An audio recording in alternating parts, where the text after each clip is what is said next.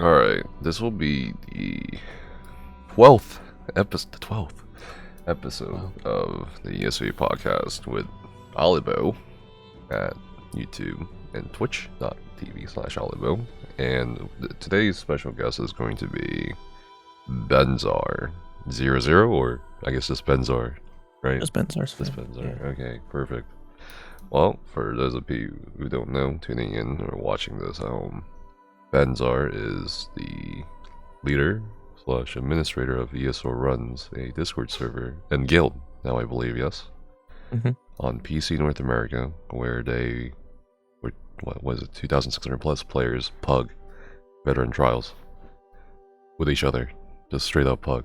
So I guess you tell us about yourself and what the server is like, because I'm sure because I see this all the time. Players are always asking, how do I get into vet trials?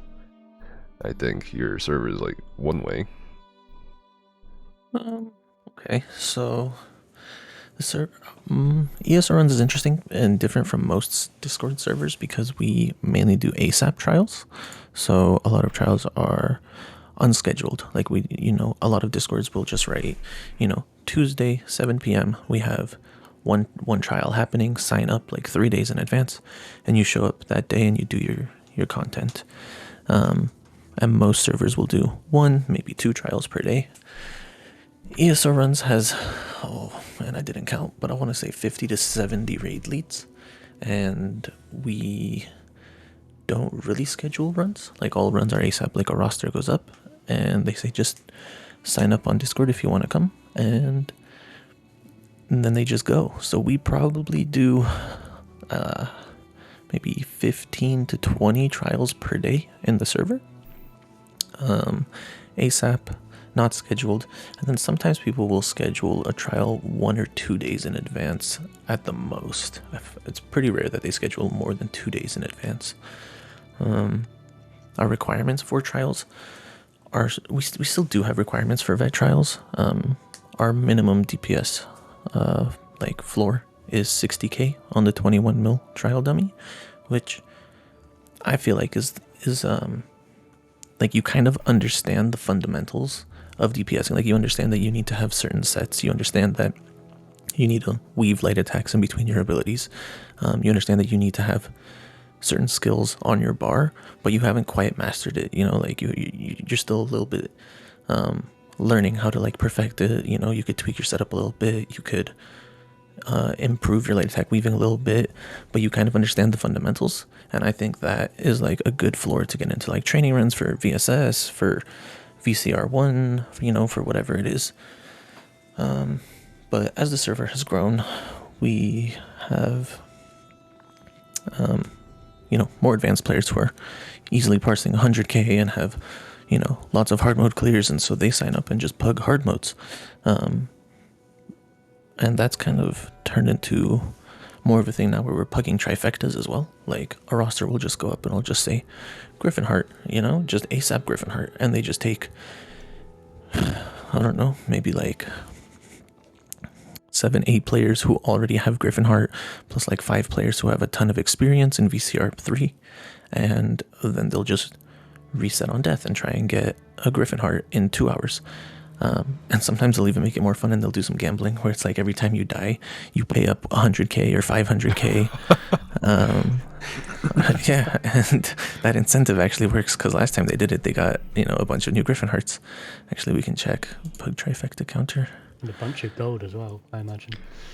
A bunch of gold too, yeah. And they're trying to do it with Godslayer. They've done it with Dawnbringer twice, TikTok Tormentor once. They've gotten 9 Immortal Redeemer pugs and 6 Griffinheart pugs in the server, as well as Unchained 10 times in pug groups. Is that just in one night, or is it over a couple of days, do you think? No, one night. Like, so for the Griffinheart and for the IR, it'll be like, a bunch of people who already have IR, they're going for like 1 portals or mini skips or whatever crazy strategy they're trying to do, and they'll take a couple people who don't have the experience, and just in that 2 hours they'll clear, and the next time they try to do it, they'll the roster will be different. Maybe there'll be 5 or 6 people who overlap who are the same, but there'll be 5 or 6 people who are different, who have different experience, and it's always like that group's like first time running together. Wow, that's great. For the Dawnbringer, I believe there was one guy, Slurp, is one of my raid leads. He just woke up one morning and just decided he was gonna pug Dawnbringer, and the dude just put up a roster for like Dawnbringer. He took like, it was only 4 people who already had Dawnbringer, and then 8 people who didn't. And he put up the roster at like 8 in the morning, and they ran for 2 hours. And then he took like a 2-hour break, and then I see this another Dawnbringer roster goes up. They didn't get it, and it's like maybe like 9 people were the same, but 3 people were different on this roster, and they didn't get it again. And then the third time, another Dawnbringer roster goes up same day, and it's like again a couple people were switched out, a couple people were different. Whoever went to bed, or whatever time zone difference. And then this third time they did like he spammed kinds like for 6 hours that day, and they got Dawnbringer, and they got 8 first time Dawnbringers.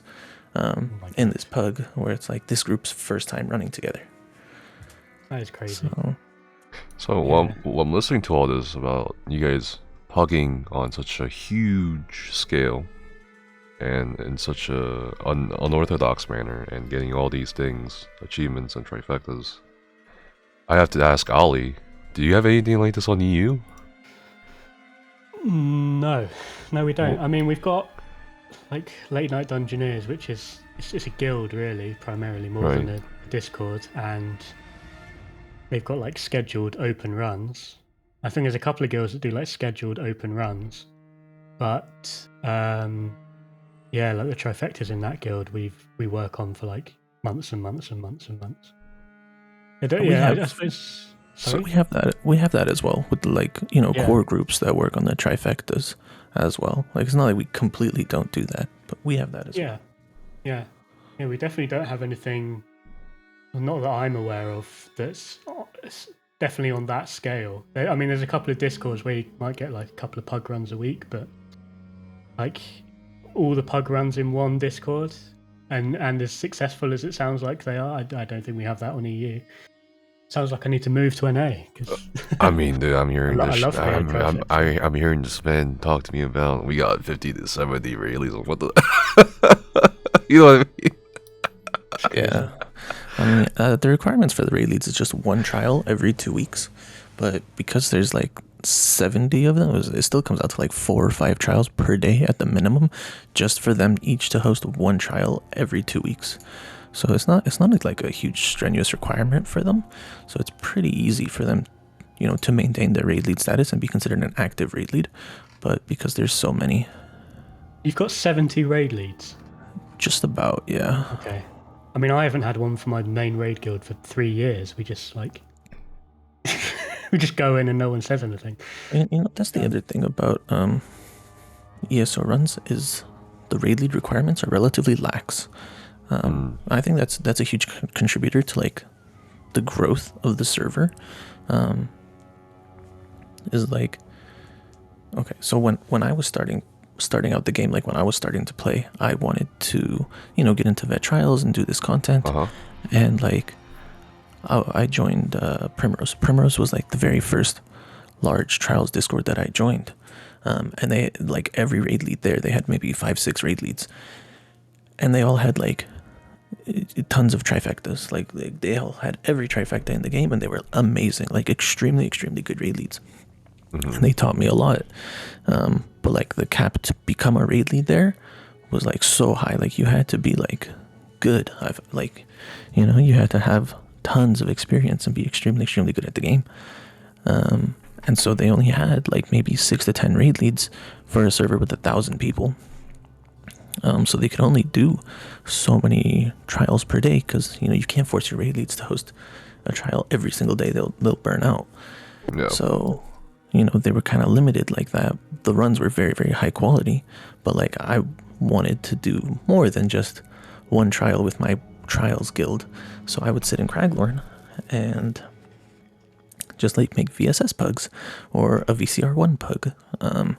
And half the time they would clear and half the time they wouldn't.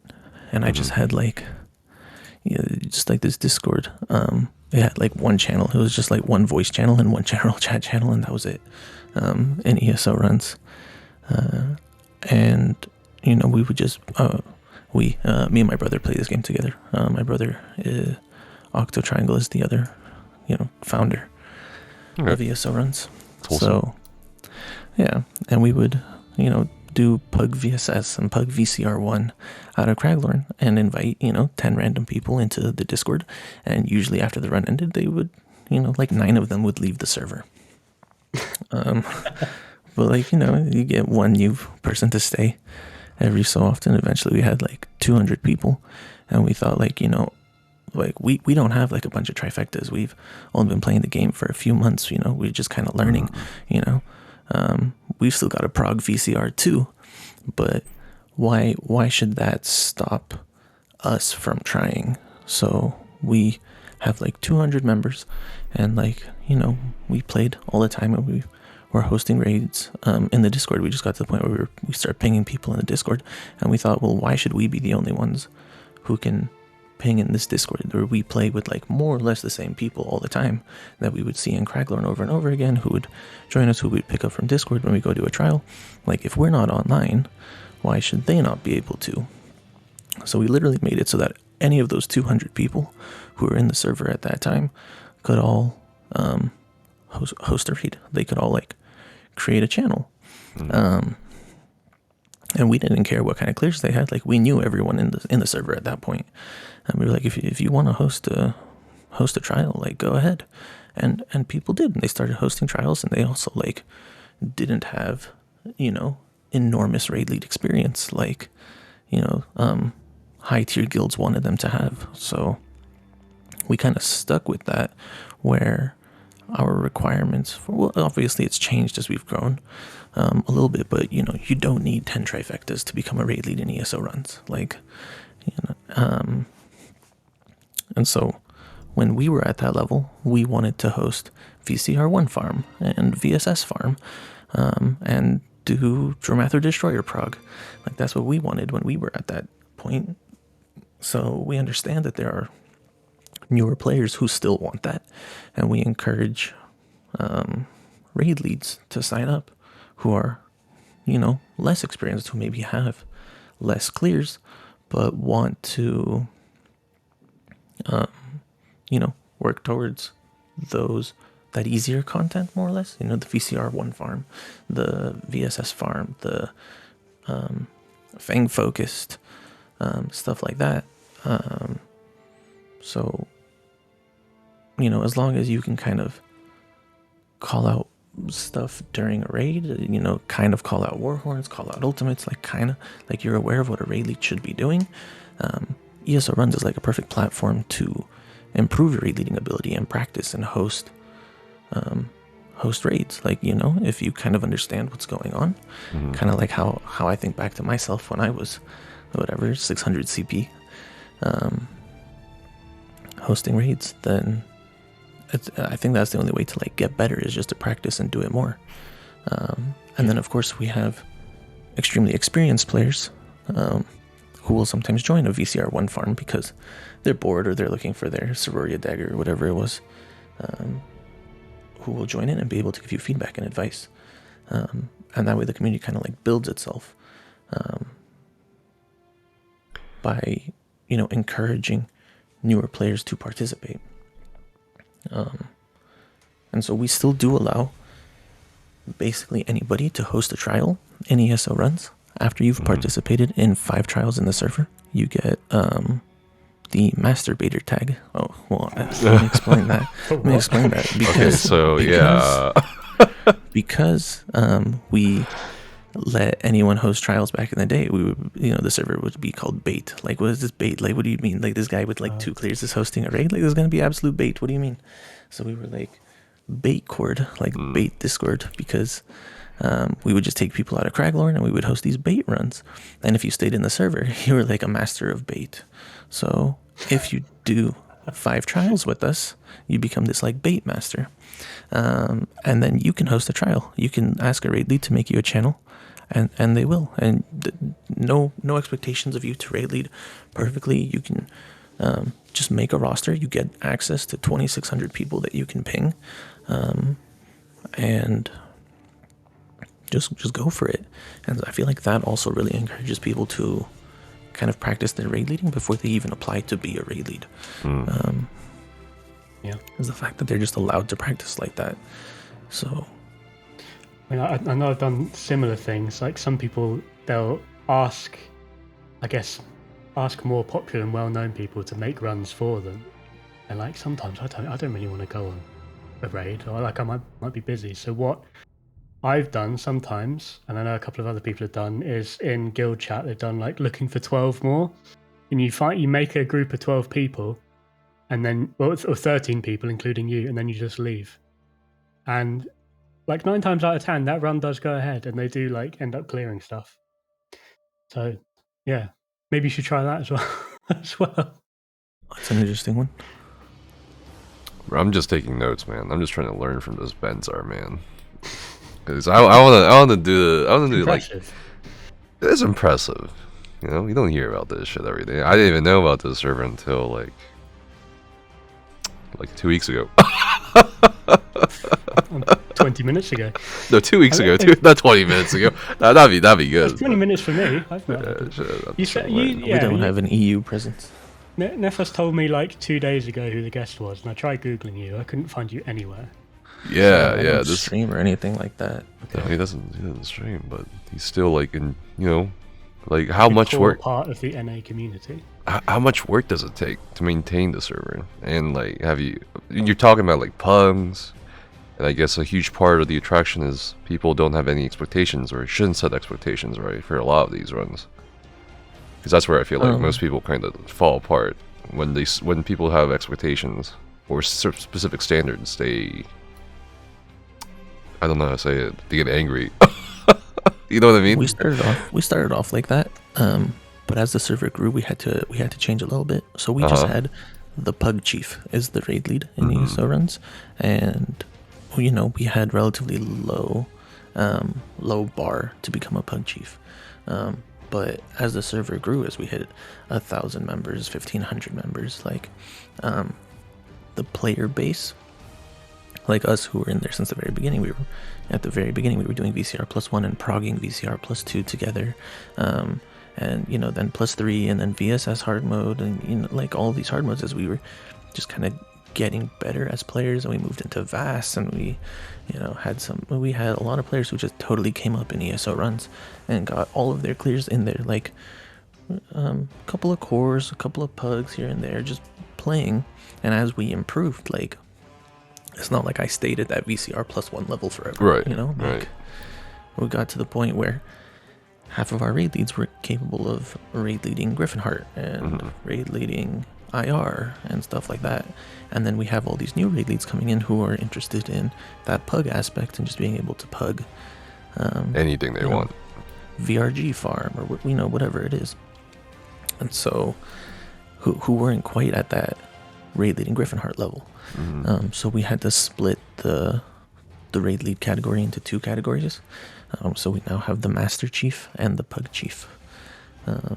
And so we do have higher expectations of the Master Chief to be able to raid lead hard modes, to be able to raid lead trifecta progs, to be able to read logs, review logs, give feedback a little bit more. The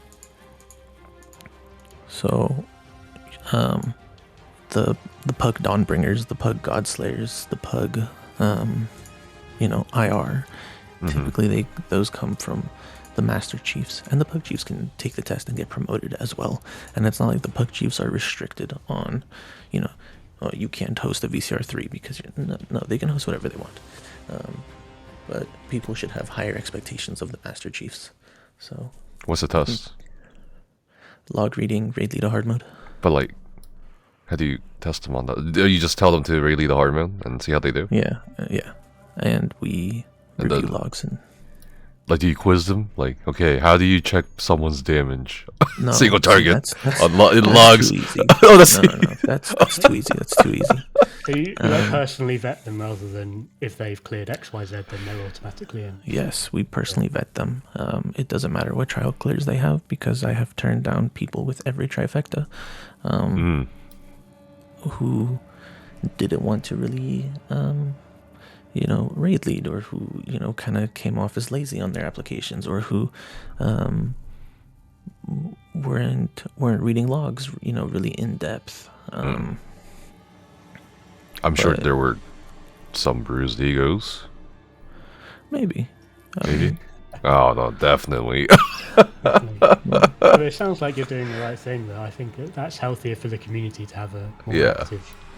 And I also let them know that, like, with this Master Chief tag, you're going to get more people asking you questions in your DMs, people asking you, to review their logs, people asking you for advice more, people asking for help, and you should be willing to provide that and kind of give back to the community a little bit more with that higher position in the server.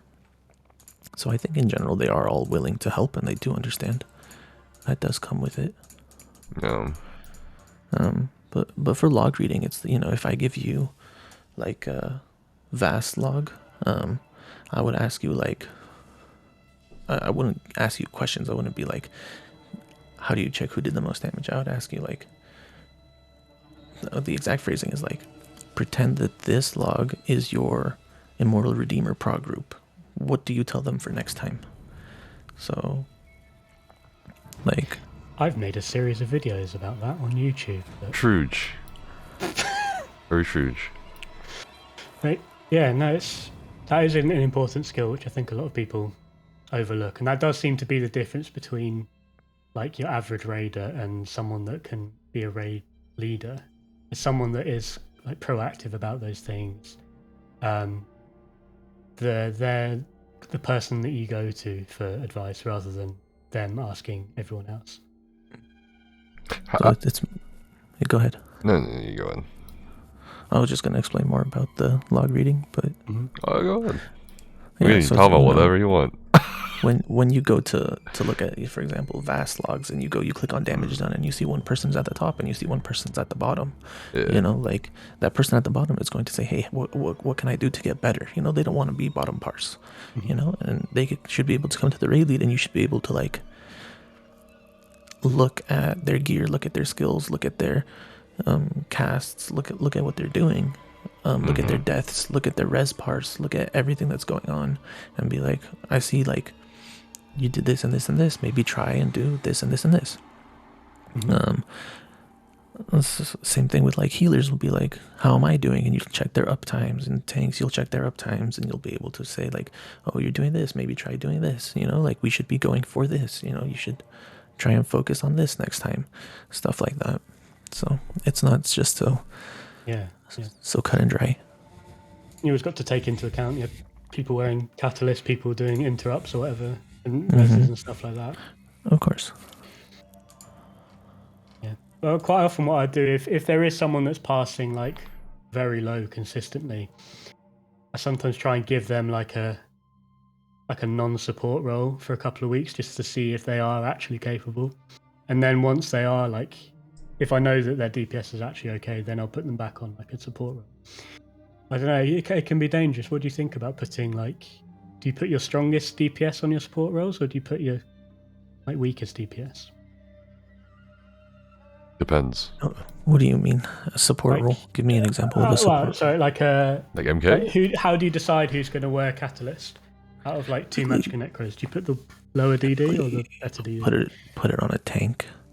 As much as possible. I was trying to just pick an example. Okay, Zen DK. So you got, like, 4 Magicka DKs, okay. And they could all wear Zen. But who do you put it on? No, I asked them to volunteer. I wouldn't. I mean, well, it depends on the set. So, like, EC and Zen, it's like it comes with the class, right? Mag DK, you don't really need to worry about a specific rotation for Zen. EC, you don't need to worry about a specific rotation for Crow either, really. MK might be different. You might want a better player, I put MK on a healer usually. Well, it depends on the trial. Depends on trial. Right, it depends on trial. But you have to remember, most of these are pugs. Most of these runs are pugs. So I like, put, ASAP runs. So I put up a roster and I say I need a Zen DK and I need an EC Crow, and I get 3 X's, and they say X Mag DK, and like when they say X Mag DK, I just type Zen ? I was more so answering Ali's question. His theory. His gotcha. His question of what is it? What kind of player do you put on the support sets? It's a good question, actually. It's a good question. Whoever I can. Whoever. Such fantastic options for ASAP.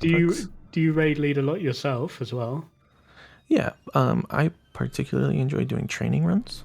In which case I'm not so picky, but sometimes I'll do like hard modes, VCR3, and again ASAP. Like I'm not so picky. I don't have so many options. I take what I get, whoever X's up in that moment. I don't really have the luxury of being like, okay, next time when we come back next week at 7 p.m. we're gonna, because I'm like, well, my schedule is crazy inconsistent, so I don't know if I'll be able to get back on at 7 p.m. and raid with this exact same team again. It's just whoever is online, whoever X's up, that's who comes that day. And we change it up every time.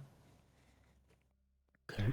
Have there been any difficulties in? Oh, okay. Oh, what do you want to? Okay, Ali, come on, man.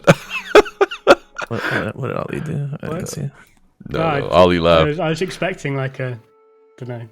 What were you expecting? Are we going to hear some huge drama? You're going to kick off some huge drama. I'm sure there's been drama somehow, right? I mean, it's more than 2,000 some people. Right? Have you had any death threats? No, I did not get death threats. Oh shit! Just you wait. Yeah. No. You're still small time if you're not getting death threats. Exactly. Jesus. Keep it low key. I keep hearing. Well, not hearing. Sorry, God, that'd be weird if I heard with my eyes. I keep reading chat occasionally. Normally we don't engage with chat until the end of the podcast for a quick Q&A session. But people keep mentioning the fight channel. What is this fight channel? Oh man, this is a fight about the channel. Surely the first rule So of the fight channel. let me tell you Don't how talk about old fight about ESORuns is. Okay, how old is ESORuns? Let me scroll up to the very first announcement in the announcements channel. That was day one when we made tags, when we made the server. March 2021. So it's been about 9 months that ESORuns has been around. So March 2021 we had like 200 members. And in any place where you put 200 people together, not everyone is going to get along.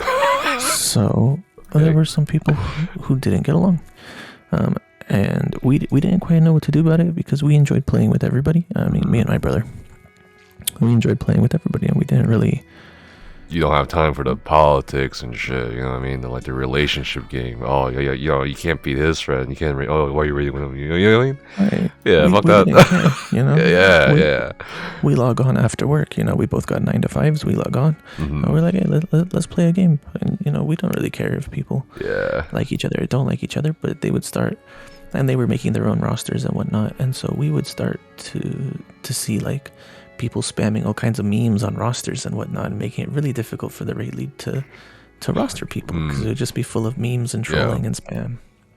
And so we're like, the brilliant idea that we had at 200 members was, let's take all of this nonsense and memes and whatnot and put it into a fight about it channel where you guys can argue with each other about who has better uptimes or who's better and who's worse and whatnot.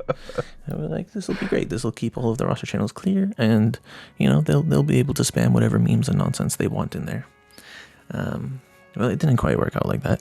I think every guild needs that Discord. No. You definitely don't want that. That's a horrible mistake. But you can just mute it if you're not interested. No, because when you tell people, be mean to each other here, right? They end up being really mean to each other to the point where people's feelings start to get hurt. Where that's how you start getting the real drama. And so that channel lasted a couple weeks before we had to delete it. It lasted 2 weeks only? Come on. oh man, it was gone so quick. But in that time there was so much.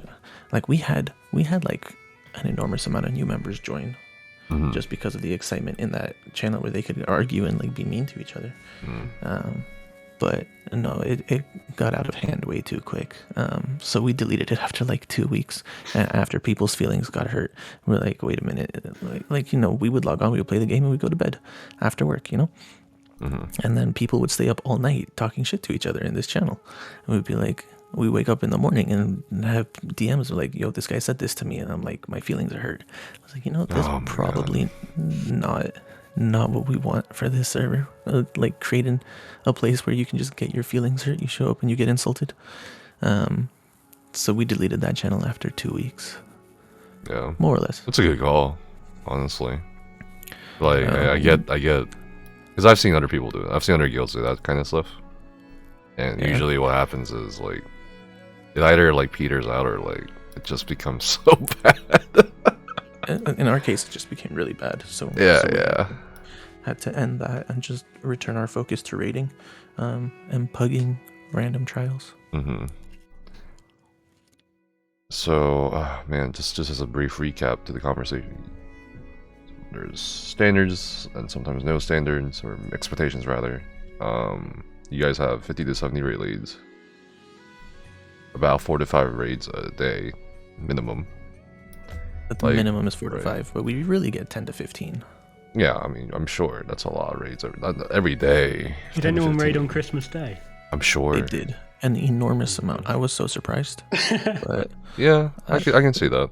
Yeah, we had. I'm pretty sure, I raided on Christmas Day. The daily endeavor on Christmas Day was complete one trial. That was one of the daily endeavors. Was it? Yeah. Oh. You think that's what people were there? That's why they were doing it. For the 3 seals of endeavor. Yeah. Oh. But yeah, I'm taking notes, man. I'm taking notes because I want to do something similar with ESOU. You know what I mean? But not like just. I think we just steal ESORuns and expand it. Slap a big ESOU sticker on it. Oh, okay, buddy. But because I want something like, I've always wanted something like this to a degree. Like, I think it's really healthy for the game. Yeah, I think it's very healthy. But for like every platform and server, though, you know. Yeah, you need like the top players to be helping the bottom players, because God knows the game doesn't teach you how to play it. So that is one of the most difficult things. It's such a difficult thing to like get the top players to help the bottom players, because and I've seen this in so many Discords, including ESORuns. But like, so I started playing with my, that original group of 200 who were in ESORuns at the very beginning, and we all, we progged VCR2, we progged VCR3 together, we, progged VSS hard mode together in random pugs, and as we did, we all became better players, and, we would still sometimes need to fill from Craglorn, and people would send a link to their friends and get their people in, and as we became better players, we started wanting to do more difficult content. So now people would log on and they would be like, it's time to pug VSS hard mode, it's time to pug VCR3, it's time to try and pug VKA hard mode, and it's so difficult. Like, we would still have new players joining, but nobody wanted to do VCR +1 training run. They're like, well, I don't want a training run, I don't want to farm, I already have all my Soria gear, I want to work towards Griffinheart, I want to work towards Gallenway skip, I want to work towards, advancing my own gameplay. And so one of the things that I personally try to do is host training runs as often as I can, because I think that's the only way to keep the endgame community alive, is when your endgame community starts really just focusing on advancing the game for themselves and ignoring the newer players. Like, eventually they clear the Gallenway skip, eventually they clear the Griffinheart, they clear Dawnbringer, they get these clears, and then there's nothing left for them to do, and so they quit the game and they leave. They're done. Yep. And you have no new players who've been learning, who've been being trained up, so if you don't do those training runs, I feel like the end game kind of dies. So I personally host like VCR1 training runs, VCR2 training runs, VSS training run, and I'll pull people out of Craglorn if it doesn't fill in my 2,600 person Discord. Like, trials still do not fill. when I do like VCR 1 training run, people are like, I don't want to get bar swapped and die. And so I have to fill from Craglorn, and I will. And I will That's good. take people who parse 60k, and we'll do a 15-minute VCR plus 1 fight, and we'll clear. Mm-hmm. I think, yeah, for sure. I think it's a good way of going about it, personally. I mean, that's just because I want to keep it alive. Keep what alive? The endgame community? Yeah, the endgame. If you don't train these new players, it dies. You know, it kind of stuck with me when you were telling us your Batman origin story, right? About ESORuns and well, like, okay, here's the thing, because I'm just kind of I'm just kind of curious because when most players come to this game, they don't really think about trials or PvP much. You know what I mean? So what made you think I want to do trials? Like from the get go, you started playing when? Last year? Yeah, I've only been playing. I would say about a year and a half now. Okay, a year and a half. That's still really new, you know, compared to a lot of players. Have you done gold and silver yet? Quests? I have. I did gold. Nice. Oh, wow. Look at this guy. What an overachiever, right? Did you do that before you started trials? I did silver before I started trials, and I did gold at the same time as I was doing trials a little bit. But it was like, let me see. So I made it when I first started playing this game. It was with my brother and 2 of my friends who I've known for 10 years. You know, and my IRL friends. And we made a 4-man team. We like 2 of them were DPS, 1 of them was a healer, and I was a tank. And we just decided from the very beginning, like one of our friends had been playing this game for a little bit, and he was already like. He must have been like 130 CP or something, like 130, and he's kind of figured out dungeon teams. You need a tank, a healer, and 2 DPS, and he encouraged 3 others of us to join in and play too, and he made a whole new character. It was like a Stam DK, and my brother made a Mag DK, our other friend made a healer, and I made a tank, and so I did all of the quests in the game as a tank. Like as a full tank, like it was a disaster. Like it was so slow, it was so terrible. And you have my condolences. Yeah. And I didn't understand that you really shouldn't do these quests as a tank. Like it sucks doing 2 DPS. You know. Did you use the in-game like this is what skills to use thing? I think I looked up an Alcast guide. Okay. Like something like that. Okay. I've not met anyone that has used those in-game guides. The skills advisor? Yeah. Bruh, there's Has anyone used it? Yeah, yeah. Some people told me to use it. And I mean, it's not that bad. I mean, it's about like 95% right. It's like, yeah. Well, what do you mean by right though? Like, you know what I mean? I mean, I'm pretty sure like I'm sure there's like some builds where it tells you to use the wrong morph. But like, what's the wrong one? Well, I don't know. I guess it's subjective, but I'm pretty sure like. I feel like, at Magicka DK wants you to use like the Flame Lash instead of Molten Whip. Which I don't know. I mean, depending on the content, maybe that's... Yeah, I don't know. Yeah, but I know what you mean, though. It's kind of weird. Some recommendations for some setups. It's serviceable, but yeah, I guess people's still probably a bit better to use a player guide. Yeah. I do that for other games as well. Like, I go into WoW or whatever, I'll just Google some guide. I think that's what most people do. Yeah, an Outcast guide. Okay. That's good. Just Google search a random guide. But, we used it to... That's what we all did, the 4 of us, and we just progged. I don't know, we kind of played together and did the dungeons together and did the quests together. And we probably got to about 400 CP together. As a 4-man team, and we progged, and as soon as we hit 300 CP, we're like, let's go do a vet dungeon, and we sat there and we progged a vet dungeon for 3 hours, and we did no damage, and we were wondering why it was so difficult. And we did veteran Dragonstar Arena. It took us 5 hours to get through it because we sucked. We had no idea what was going on, and we didn't look up guides, and we were kind of learning the mechanics as we went. And we our parsers barely parsed, and we were new, we were learning, and we were having fun. And then I was in Craglorn, and someone was saying need 1 off tank for VSS. And I was like, oh, I'm a tank. I've done NSS. plenty of times, like, I can tank this. And I joined this VSS Pugging Craglorn, and it was like amazing. Like it was clearly a solid group. I honestly don't think they needed an off tank. I think the main tank could have solo tanked it. Like they were clearly a very solid group.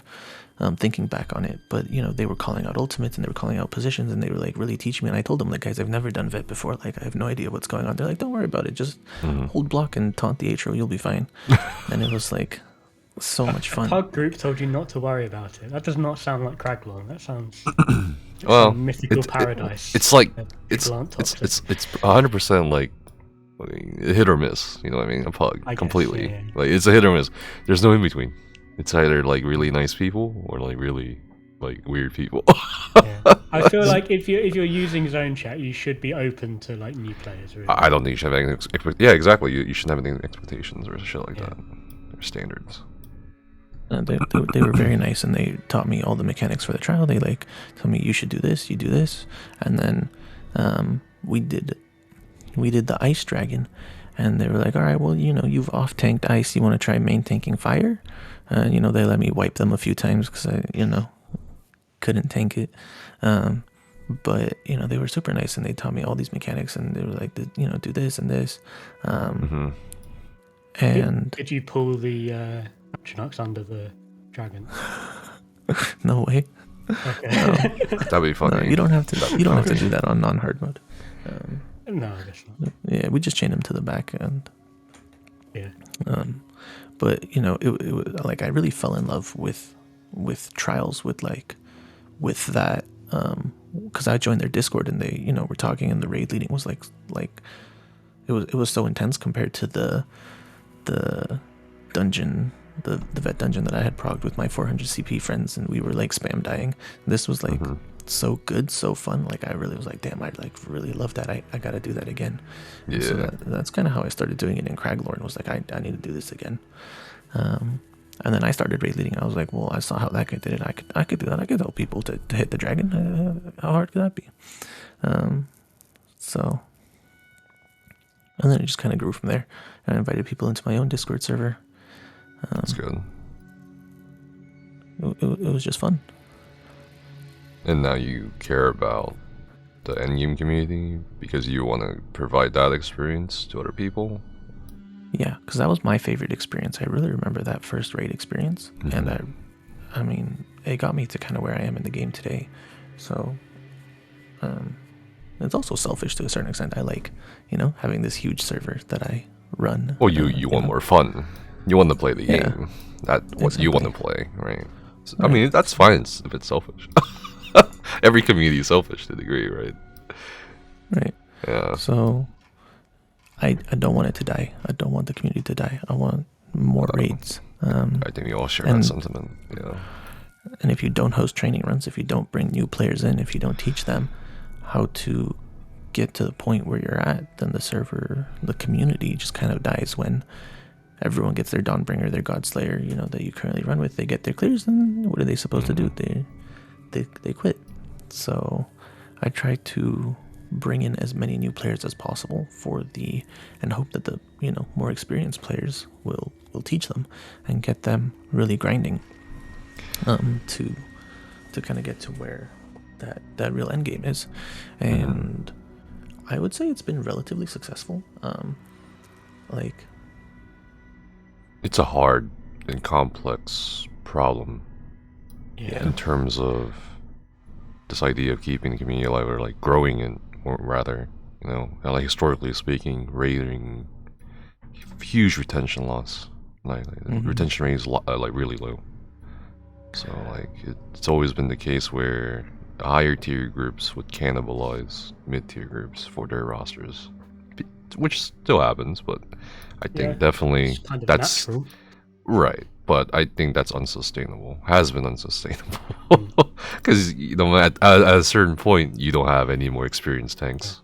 So when you're fishing, aren't you meant to like leave the medium-sized fish or something so that the next batch of bigger? Exactly. And you inevitably end up with cases where you share rosters in at least endgame progression groups where your score pushes, right? I mean, on the EU, how many rosters share how many people? You know what I mean? Like, probably a fair amount. There's probably about Right? 50 It's raiders incest. across 6 teams or something, yeah. Yeah, it's incest. you can't keep it up. Someone's gonna come out like, stupid. It's a very small gene pool with no lifeguards, yeah. Exactly. And that's why I love what Benzar is doing, man. That's why I had to have him. Yeah, you definitely need to I want cultivate people to know about ESORuns and like. Have you thought about expanding to EU? It's been brought up several times, but I can't manage it. I can't manage it. Like, my hands are so full managing 2,600 people on NA. I wouldn't be able to manage a second Discord or even like a subsection EU portion. Yeah. And since I don't play there myself, it would be very difficult for me to, manage it. So even though it's been brought up, I've shut it down. I've said no several times simply because I can't. That's fair enough. I mean, I probably know about like 3 or 4 people that would qualify as, what did you call them, pug chiefs? And there's like, I would say there's really only a small handful of people that do like regular pug raids on EU, and I don't really think any of them are like trifecta raid leader level. Well, you gotta start somewhere.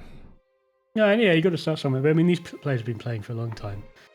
I can't think of anyone that really like pugs trifectas. Well, that's the thing. If there's no need for it, if you don't need it, like, you probably won't do it. Like, the reason that I do it is because my schedule is ridiculous. My schedule is crazy. It's been crazy with COVID and quarantine and work from home and then work in person and, all kinds of nonsense. So I wasn't ever able to sign up for a real core team.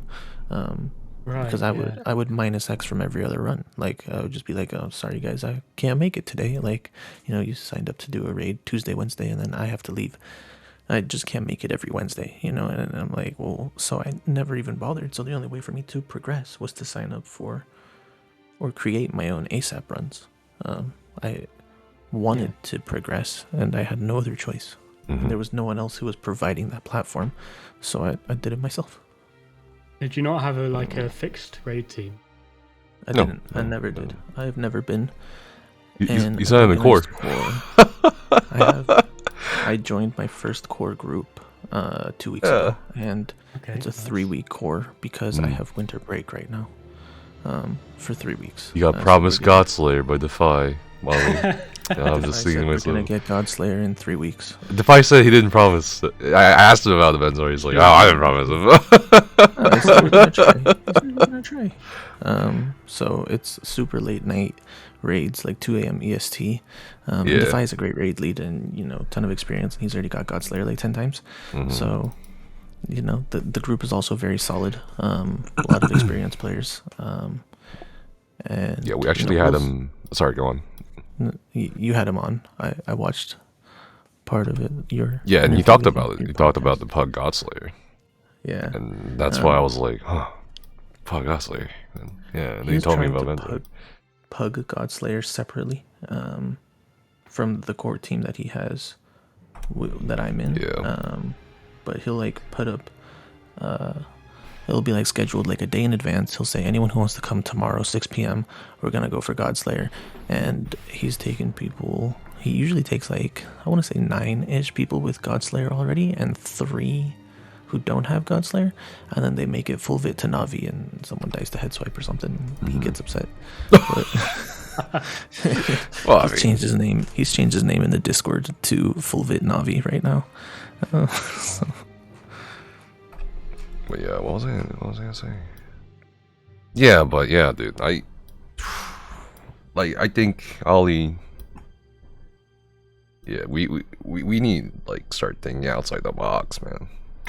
Yeah, I mean, feel like the whole point with ESOU is to cultivate the community, right? Yes, and that's why I wanna. That's why I wanna start doing the shit Benzar is doing, but not just on NA, but everywhere. I mean, don't really need to do console. They're not relevant. EU, waiting for this. I mean, I think it's doable, more than doable on EU, and they obviously for PC. But I think console is going to be in itself a unique challenge for various reasons. Because I think a big part of the reason why you find more pugs that can do things like Dawnbringer or whatever that Benzar described here, is because I think a big part of it is add-ons, really. Yeah. I mean, yeah, there are it's more people accessible. that have done those achievements on. Right? Yeah. Because there's less to kind of, not really explain, but like less to kind of do. Not do, but like, I don't know how to describe it. It doesn't take as long to learn mechanics. Exactly, because you know what's going on. Or rather, you are aware that something's going on, at least. Yes. Rather than kind of guessing what's going on here, what's the mechanic. We don't have, I mean, console doesn't have logs. Yeah. You know what I mean? But yeah, I want to do this shit. Like, can you imagine pugging and teaching and, I mean, thousands of raidlings? Thousands of raiders? Tens of thousands? I mean, I feel like EU's ready for it. Like, I probably know half a dozen guilds Discords that probably have like 500-600 members that do similar things. And maybe like, if you combined the whole community together, it would be something similar to ESORuns. But it would be nice to have it all in. I think we should do it. Let's do it. You just start with ASAP runs. I think if you start with ASAP runs, it's really how I start off is just ASAP runs. And I don't mind taking people without clears for simple content, because I'm confident in my teaching ability.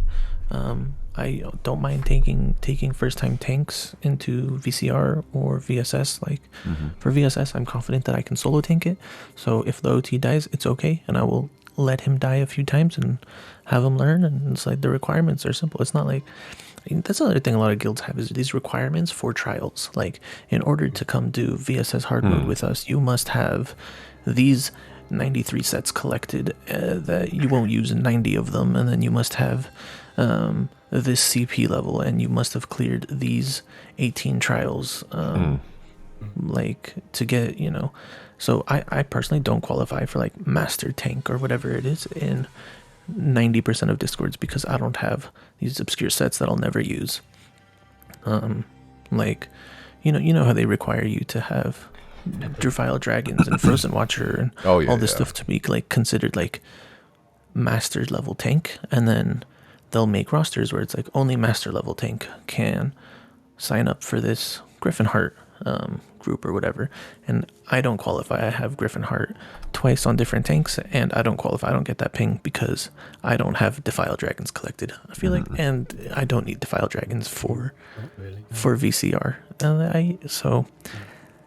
I don't like those requirements. Like for me, it's like if you want to come tank VSS, like have the sets on the roster, and that's it. And I will take you. Like if you have, like for OT, if you have Sax PA, like if it's your first time, like even if you just have PA, I'll take you. If you just have Sax, I'll take you. Like I don't mind. Like it'll be okay. For DPS, like if you parse 60k, I will take you for VSS training or VCR1 training. Like I don't care. You don't need to have, and then and then people will join and they'll get their VCR1 clear with me, and then the next week I'll see them post an 80k parse, and I'll see a couple people do it all at the same time and be like, let's do a VCR +2 training right now. I'll host a VCR +2 training, and those people who joined a week ago who got their +1 clears, who've been sitting and talking to the more advanced players and learning and practicing and getting their parse higher, they'll get their VCR +2 clear. And then a lot of other servers will say, in order to sign up for VCR +3, you must have cleared, VSS Yuln and Loki, and you must have cleared VKA and your role, and you must have cleared this and this, and you have to have these clears to get master DPS rank, and now you can apply to like do the VCR 3 with us. Whereas I don't really like that. I feel like you being able to do Yuln and Loki hard modes has nothing to do with your ability to do VCR 3. Right. So if you've got a VCR 2 clear and you parse 90k, I will take you for a VCR 3 training run, and I don't care if you've never done any other trials.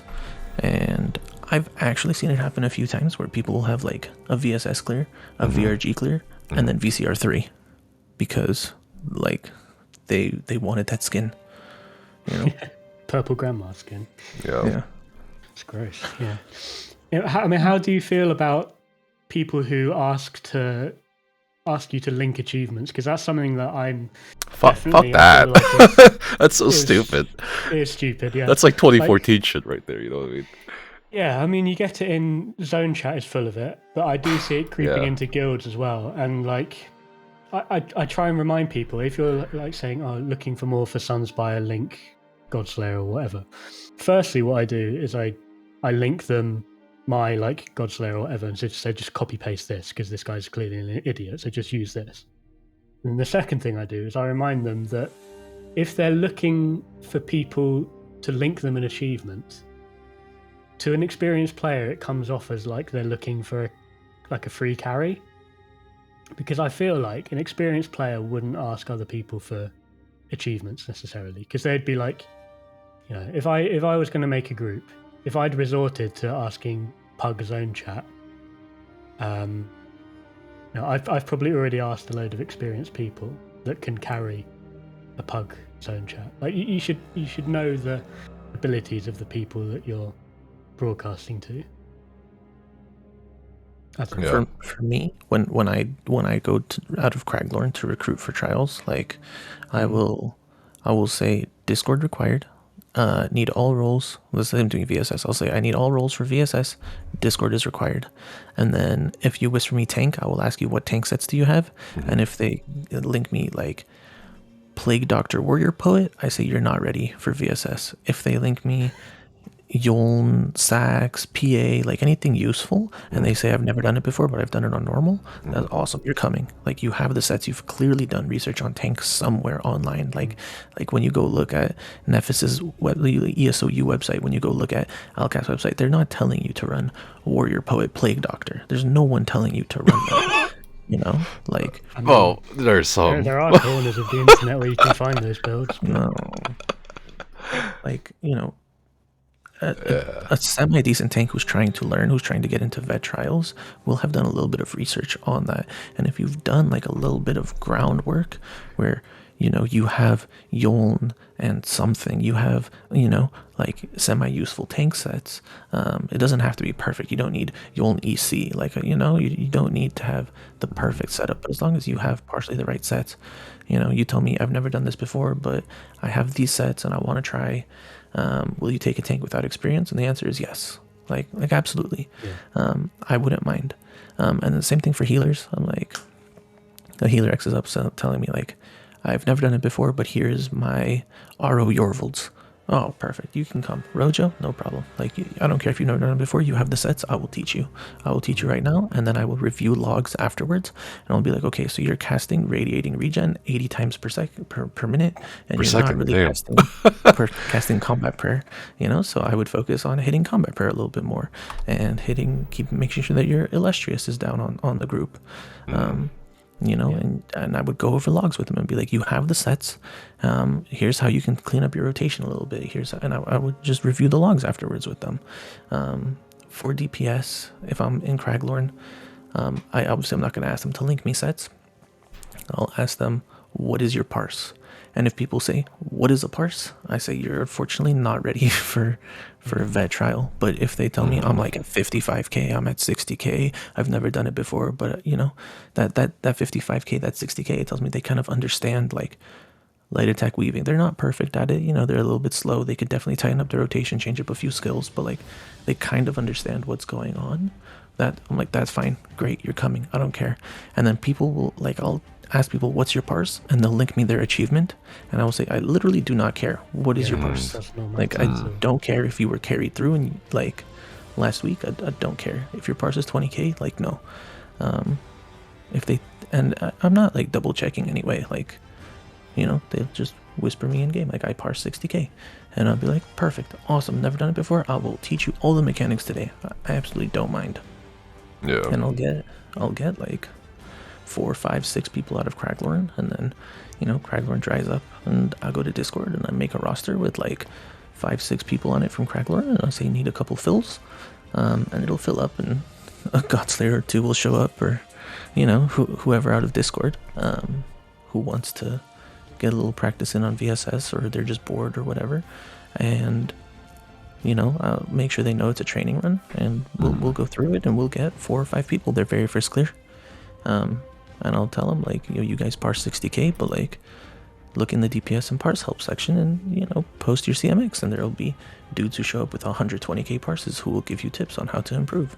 And like, no joke, I see so much improvement over the course of a couple weeks. Like, so many people join parsing that's 60k, and then over a couple weeks move up to 80k, 90k, 100k, like in a month. Like, I see people like improve their parse from 60k to 100k in a month.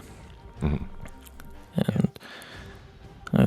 it's amazing. Like, these players like improve drastically, and they become part of that end game community that eventually is doing Pug Griffin Hearts. Yeah, most people don't understand that ESO is mostly about time and reps. That's really it. There's nothing fucking, at the end of the day, there's nothing special making whoever's part of a score pushing team different from somebody else. Honestly, it's just time. It's just practice and experience. Yeah, it's just practice and experience. But man, yeah, on the topic of like linking achievements and shit. Yeah, can we like... Fucking dumb. Like, it's just fucking dumb. So anyone that needs to hear it, don't bother asking people to link achievements. Don't bother asking. Like, because it's a turn off, if anything. Well, not really. No, well, I think I guess, but like, experienced players. If I see someone looking for 5 more for a training run, I'll join it. If I see someone looking for 5 more for VSS link achievement, I'm not going anywhere near that. Yeah. Yeah, I'm just. Actually, that's how I feel as well. Yeah. That's not how I feel. Sure I just feel like it's just fucking stupid. Okay. But why is it stupid? Because you can fake it. Yeah, you can link someone else's. But you can also. It's also like, just because, I mean, you don't know. How did they clear it? How did they get the achievement? You don't fucking know. I mean, it doesn't matter to me if they bought a carry or not. You just like, is that your standard? If that's your standard, well, fucking go to the drawing board. And also, like, man, I don't know, man. Like, when I join Discord servers too, or like just groups, they either say, "I'll post achievements," or "Go get your tag here, free tag here." If you post like a screenshot, I don't do any of that shit. You know what I mean? Do that. But that's you do that? I've got all the achievements, so it's just one screenshot. Oh, it's just one? Fuck you. Just put it in, and then like 5 minutes later, I got like 30 tags. Oh, okay. Because it's like, I don't know, man. It just doesn't fucking matter. Just, do you want to raid, or do you want to fun? It doesn't fucking matter. But I get it. Discord and posting your clears in a Discord server? Is that what you're talking about?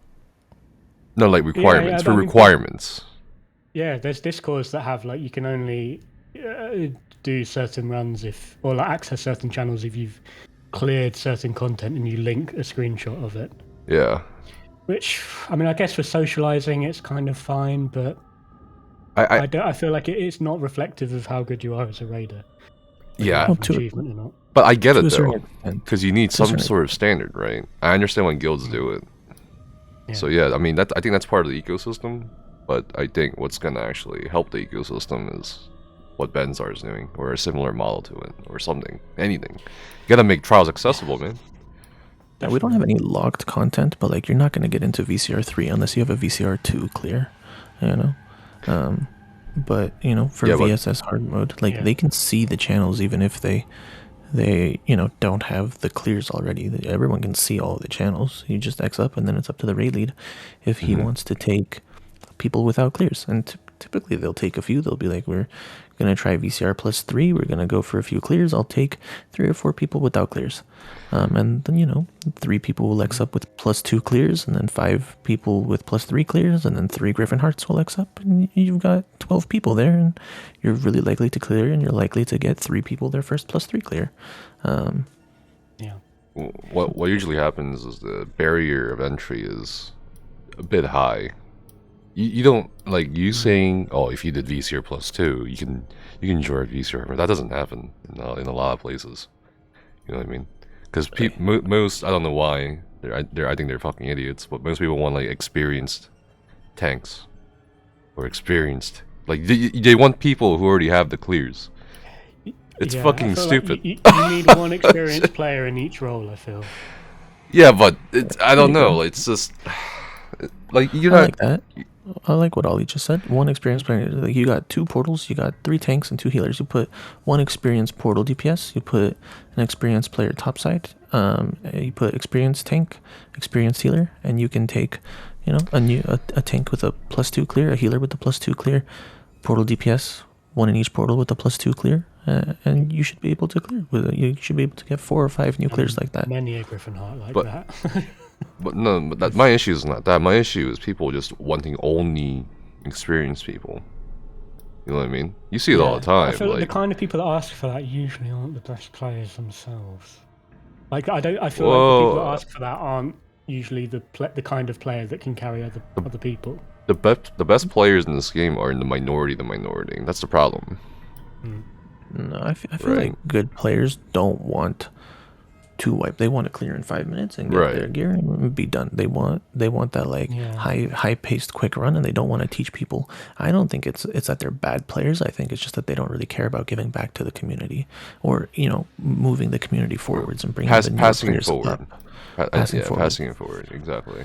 They don't really care about doing that so much as they want to have fun, and fun for them is getting that 5 minute clear, that perfect VCR3, like the perfect VSS hard mode run where it's like really clean and really smooth, and they don't really want to pause to teach newer players and take their time a little bit more, because that's not as fun for them. And I can see that as well, but to a certain extent I love getting people their first clears. I love to push the community forwards more and get more players into the end game. Oh, we should talk about that, dude. You guys know this, right? The dopamine rush when you get your first clear or your first trifecta, or something like that. I think it's just relief, if anything. Is it really? Relief. I think it's dopamine, Fuck, man. we can do something else. Well, I mean, at your level, sure, maybe it's like you're stuck in fucking rock room for fucking 5 months or some shit, getting your second planesbreaker, right, or another third planesbreaker. We've given up on that, I think, now. Oh, We have voted you? To do something else after Christmas, yeah. We got a 35 out of 36. Someone died on the very last split on the top. I think it's dopamine though, and that's why we chase yeah, it. for most people. I mean, I'm the exception. You're the exception. Oh, fucking Terminator of you, goddamn. I think if you got a clip of every time that I've got a trifecta on Twitch, I don't think my face changes at all. Okay, It's hold on. heavy But your side. first one? No, No, not even your first one. Like for me, my first one, maybe. yeah, I feel that. But after like the second, third, fourth, it's just like, I mean, it's like fucking taking a drug. You build up your resistance to it, you know. yeah. I get that, but like, you know what I mean? The first You know, clear, this the is- first trifecta. This is, I think, part of the reason why now maybe this is where we get the drama chat. This is partly the reason why I don't particularly like carry runs, because I feel like it's taking that away from people. Yeah. Like I mean, you should never tell someone how to play the game, but I just feel like having that progress and achieving that thing is going to be far more valuable to you than, spending $30 on crowns, selling the crowns for gold, buying a carry. Yeah, I feel like that's, yeah. I get what you're it's saying. not going to be as good. But as I was saying, I think more like I've seen this shit, because I think the endgame players, like, or the older ones at least, the way we get our dopamine rush now, kind of, is giving it to other people. Does that make sense? No, I'm serious. Like I think Giving it to that's other part of people.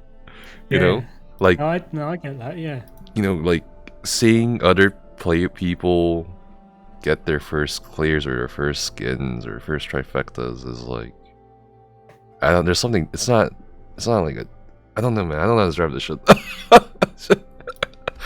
No, I get that. No, I think that is the like missing piece of the puzzle, because I mean, what we talked about is great, but trying to motivate those endgame players to help other players, like, yeah, if they're just interested in getting a 5-minute clear, then they're not going to do it. But if we can show people the value in like boosting other people for free or whatever, or however you want to describe it, it's useful.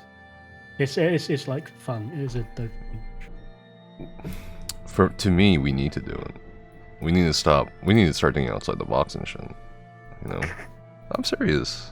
The days of trying to get endgame players to not just that, but bring in more people. We always complain about it.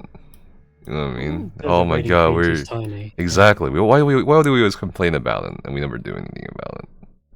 I'm sick of it. So that's why I look at Benzar and I'm like, yeah, this is it. This is definitely I think one of the ways we can do it. For sure. I think from like another perspective, if you're like, you know, if you're sitting on top of that throne, you don't want to bring anyone up to your level. Why not? You're enjoying. I don't understand that. On the top of that throne. But no, that's not a real. Like that's not a real Sunspire gameplay. mount was cool when like 3 people had it, but now everyone's got it. Ugh. You know, I feel like that could be guess like there's a subconscious part of the mentality. But like, I don't think that's like expanding. Yeah, I get it, but like, I don't know, man. I think that's like stupid. Because as an in-game player, you want people you want to compete with. You know what I mean? At some level, you want to compete. What's the fun of competing by yourself? There's no fun. Yeah. Have you ever done like competitive runs, Benzar? Have you like got into the competitive scene at all? In terms of score pushing? Yeah. Or, like world first trifectas or anything like that? No, nothing like that. I mean, I've done a Gallonway skip. I'm in a Godslayer prog, but it's not anything crazy score pushing. I've done some vast score pushing where I was main tank. We were going for double mini skips, but we got a pretty high score, but it wasn't anything crazy insane. And I've never been in like a dedicated group for it. It's always just been a pug double mini skip fast. That's kind of it. I don't really have an enormous amount of experience in that sort of aspect of the game. Yeah, I think that's fun. I think I think that's great, because I think most people, when they think of how do I get fun out of trials, they're thinking like trifectas and score pushing, when in reality it's not. That's not the only way to get fun out. It's on an individualized basis, you know. It's on an individual. That's why it's so difficult to get these training runs going, is because there's so few raid leads who have fun doing them. I personally have fun doing training runs. I love getting people their first clears, and that's just really fun for me, is to share my experience and my knowledge and bring more people into the community. But a lot of my raid leads don't want to do that, and they say I am not a great teacher. I can tell people what to focus and what to hit, and you know, if they know what's going on, and I can, you know, point a group in the right direction during raid, and so I'm a good raid lead. But I can't teach new players the mechanics and, you know, do that stuff, and I'm not going to force them to. You know, I'm not going to force them to do that. That's not fun for them. You know, the game is meant to be fun, and I'm not going to force a raid lead to not have fun by hosting training runs that he doesn't enjoy doing. That's why I started the raid lead program, to teach people how to raid lead content. Obviously that has a much lower retention rate than raiders. Yeah. And you know, it's been on like hiatus every like couple of months because people don't show up. Well, not just that, but like it's also, I don't think it's enough to teach a lot of players just to do the content at a certain point, because that's part of the reason I feel like, I don't know, like it's all a cycle. I don't know, it's driven, but I don't know. Yeah, but I agree. You know, it's tough getting people to do training runs, but I think that's another thing. You know, like we could also make raid leading more accessible. Not accessible, but like less intimidating. You know what I mean? Yeah. Like, just do it, you know? Just, like, a raid lead is something organic, I feel like. You don't really, you know what I mean? Like, how did you start raid leading? Because no one else wanted to do it, or could do it, right? Yeah, well, for me, yeah, I mean, for everybody, for every raid lead. I mean, Benzar here, he doesn't have a group, he has a shit schedule. Yeah. Right, so he's like, you know what, I'm gonna do it by myself, right? I had no choice. But that's a very rare few, is my contention here, and that's the problem. But why is it rare? Is it intimidating? If so, we need to make it less intimidating somehow. I think some people are definitely intimidated by it, and I mean, I suppose that's the thing with being on the internet is that a lot of people are maybe a bit shy. Yeah, that's fine. But I don't think people should be intimidated. I mean, Yeah. people want to Some people are teach. scared of like going into a vet trial, even if they're totally capable. Why is that though? Pussies. No, they're just, they're just. I'm joking.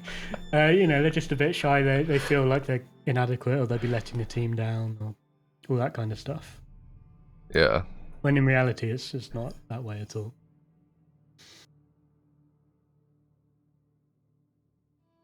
Yeah, it's great that we have communities where it is so open, you can join. I know. Like, it was such a huge surprise to me. Yeah. I'm finding about ESORuns. And it's only been going since March. 21. March.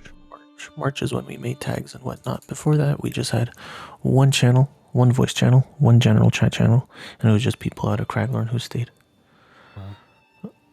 What did you play anything before ESO? Have you got like experience in other MMOs? No. ESO is my first, large scale MMO in many, many years. I did throughout college. Well, let me think. Probably for 5, 6, 7 years before ESO, I didn't play any MMOs. On and off League of Legends here and there a little bit, but I was in school, I was working. I didn't have a whole lot of time for gaming. So not even a whole lot of gaming. It was just when quarantine started, I was like, wow, I don't have to go in person. I have a little bit of time. I can't go out at night. Like I can play a game. So I started up ESO with some friends. And before then, no, not really. What's your plan? What's your future? Yeah, what's the where vision? will you be? Yeah, where are we gonna at the be end? in ESO? A When year we have from this now. conversation again next year. 2nd of January 2023. What will things look like for you, Benzar? Oh man, it's difficult to say because I never thought I would get to this point where I'm at now. 9 months ago, I thought I'm just gonna pug a couple trials here and there. Maybe I'll get a Griffin heart. Eventually work up towards that. And here I'll have my small Discord server, which is just gonna stay a small Discord server. And here I am with a Discord server with 2,600 members and pugging Dawnbringers and whatnot.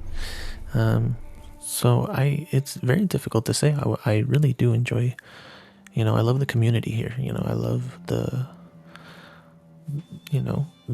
Doing this. It's so much fun. I don't think I'm stopping anytime soon. But to really predict where it's gonna go, I have absolutely no idea. And changes happen. Just like when I see that there's a need for something. When the raid leads are saying something, when the players are saying something, I try to implement as much as I can to keep people involved and engaged. But it just happens. I don't really think to myself like I need to do this in order to make this happen. It kind of occurs naturally, I guess. Is there anything like in the game you think that ESO can do, the developers or whatever can do to make raiding more accessible? Basic reward structure. Like better rewards than whatever the weekly trial is, because no one bothers doing that. But I mean, yeah, what do you think, Benzar? Because I mean, I feel like maybe the guild system could do with a bit of to encourage rating in the game or in my server or like in the actual game. Like how from a developer level. Yeah. Do you think the game can change in a way that would make more people interested in raiding? I feel like raiding is a very small portion of the game in general. So many people just log on and do solo content and do questing from their skies, like their Elder Scrolls. They just transition into the online, and they do the solo content. They do the quests, and they do RPing and housing and fashion and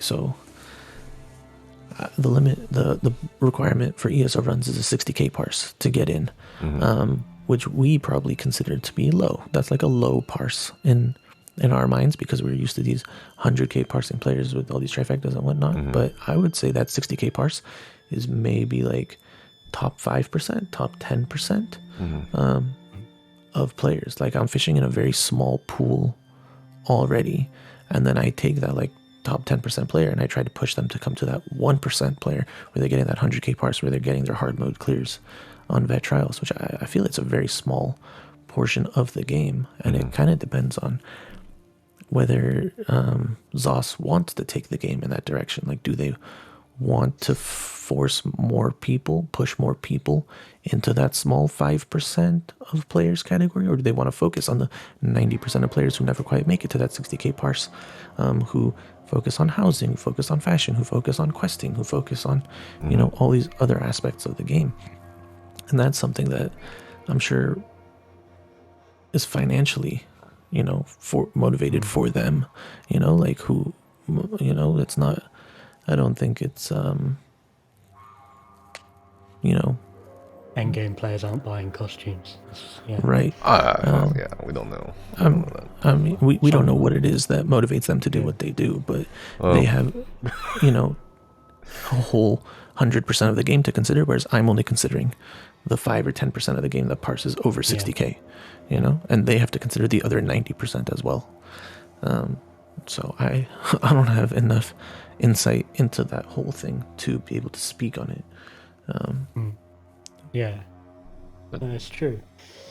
That's one of my visions, though. That's part of why I want more people to raid and to enjoy raiding.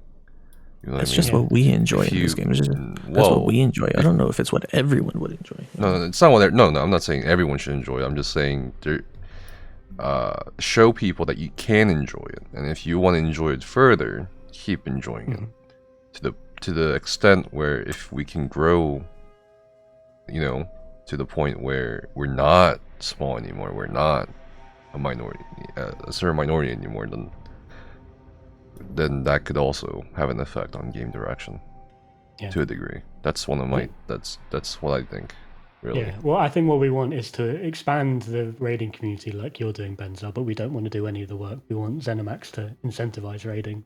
So we don't have to it's a two-way thing. We have to do it. We have to do it on our end. There's no question about it. Yeah. In the meantime, we need to do it while we're waiting for some sort of basic reward structure from ZOS. Because there's a limit. Like, you know what I mean? There's a limit. I think what they should do some kind of like, maybe if they found like a pro raider on EU and a pro raider on NA, they could somehow make them go head to head or something. Some kind of competition on, yeah, well, that's on a dungeon. On the Bethesda Twitch. Yeah, okay. Twitch. Yeah, maybe like a dungeon. Like a 4v4 dungeon. Pretty good. You bring this up every podcast. God damn. But anyway, yeah. But I don't know if you know this, Benzar, but Ollie, that's the chair he's sitting on, he cheated for, you know. I didn't cheat for. Easy. Shit. I don't know. Oh yeah. I think there's things that everyone can do to like make the raiding community more, like expand it. And I think, and not only Benzar's doing, but I think maybe something can come from ZeniMax as well, potentially. Oh, it has to. Somehow. Look at the reason why I'm saying this. Look at PvP. Where's their community at this point? Look at that shit. You know, what are the incentives to PvP? Look at that shit. I don't want that to happen to PvP, like to endgame PvE. Fuck that. No voice, no content. Can you imagine? Like that's like that's a fate worse than the death of a community, to be honest. It's a stagnant stasis where you kinda like there but not there. You know, they kinda care about you but they don't care about you, you know. That's when they do something. These yearly cinematics, it'll usually be like new zone, new quests. Right. New mount, new costumes. Maybe they might mention the trial right at the end, but I can't think of a time they've ever like mentioned PvP at all. I think that's why we should try to get more people into raiding. So they mentioned We have the a bigger trial voice. first. No, Yeah. I mean, yeah, something like that. Yeah, like, so we need to new do trial something. coming. Oh, also some zone, some quests and Yeah. shit. Why not? Oh, I think. Oh no, they mentioned Battlegrounds when Loraden came out. Yeah. Other than that, they've never mentioned PvP in the yearly cinematic. I don't think. But yeah, that's something we need to avoid for in-game PvE. What would you want, Benzar, as a reward for doing trials? Oh man, I mean, people who are doing trials are doing it for the entertainment. I don't really know what reward you could offer people. You know, you get a skin for completing it the first time. You get, you know, for doing the weekly trial, you get some gold gear trash or whatever, and then it's not like you're doing it for the reward. You know, That's because we don't have rewards right now, though. Yeah. Because to me, rewards are, or it also depends on the nature of the rewards, right? And like you said, skin, you just get it one time, you're done, right? That's after that, everything else is kind of a social value to a degree. By raiding or playing with other people, enjoying the time you have with them. But at that point, it's like, what else do you have? To me, like a reward should be something that should be there to retain your interest and to also encourage people to get into the content in the first place, which some skins do, but like not all of them really. Like, no one goes to VK for the skin, right? Well, they might just buy a carrion and have it. Well, what would you say ZOS has done well in terms of a reward system for other content? Random normal transmutes, PvP transmutes, something perennial, something you can keep getting over and over and over with some value to it, right? Undaunted Plunder. Well, yeah, but that doesn't cover anything anymore. It doesn't cover the expensive potions, really. Yeah. Unless you're doing stand potions. And like which... if you're progressing a trial, like you don't even get any necessarily unless you kill stuff. Like if people were interested in plunder, they'd just farm like AA or something. You know, like whatever's. I think Asylum. Like the best plunder farm, I guess. But to answer your question, Benzar, where have they done their? I mean, that's the thing. I don't think they've done a good job anywhere. No, I'm serious, man. Like, and yet, bruh. You know, and yet people still play the game. So you know, clearly it's not something that people play the game. Okay, like which people are we talking about? We're also talking about if you're saying that they haven't provided any good rewards to any of the content. Why do people do the content? It can't be for the rewards. Well, that's what I talked about earlier. After the reward, there's only the social value of it. I think people are. Right? There are endgame people that are interested in cosmetic stuff, and I think they find value in doing like endeavors and. Yeah, it's other maybe not the daily login rewards. I don't think endgame players necessarily care about that, but I feel like there's some things to do, like trading and stuff. Some in-game players are interested in that and like making a huge pile of gold. And usually that's just to supplement their like raiding to like afford potions or whatever. I feel like the end-game players that stick around for a long time are usually interested in other things as well. I can't think like of housing. Any end-game players that are just interested in end-game. They fall off pretty quick. After like 3 or 4 months. For me, it's the community. It's the social value of the community. Yeah, for me, it's that. You know, all I do are trials.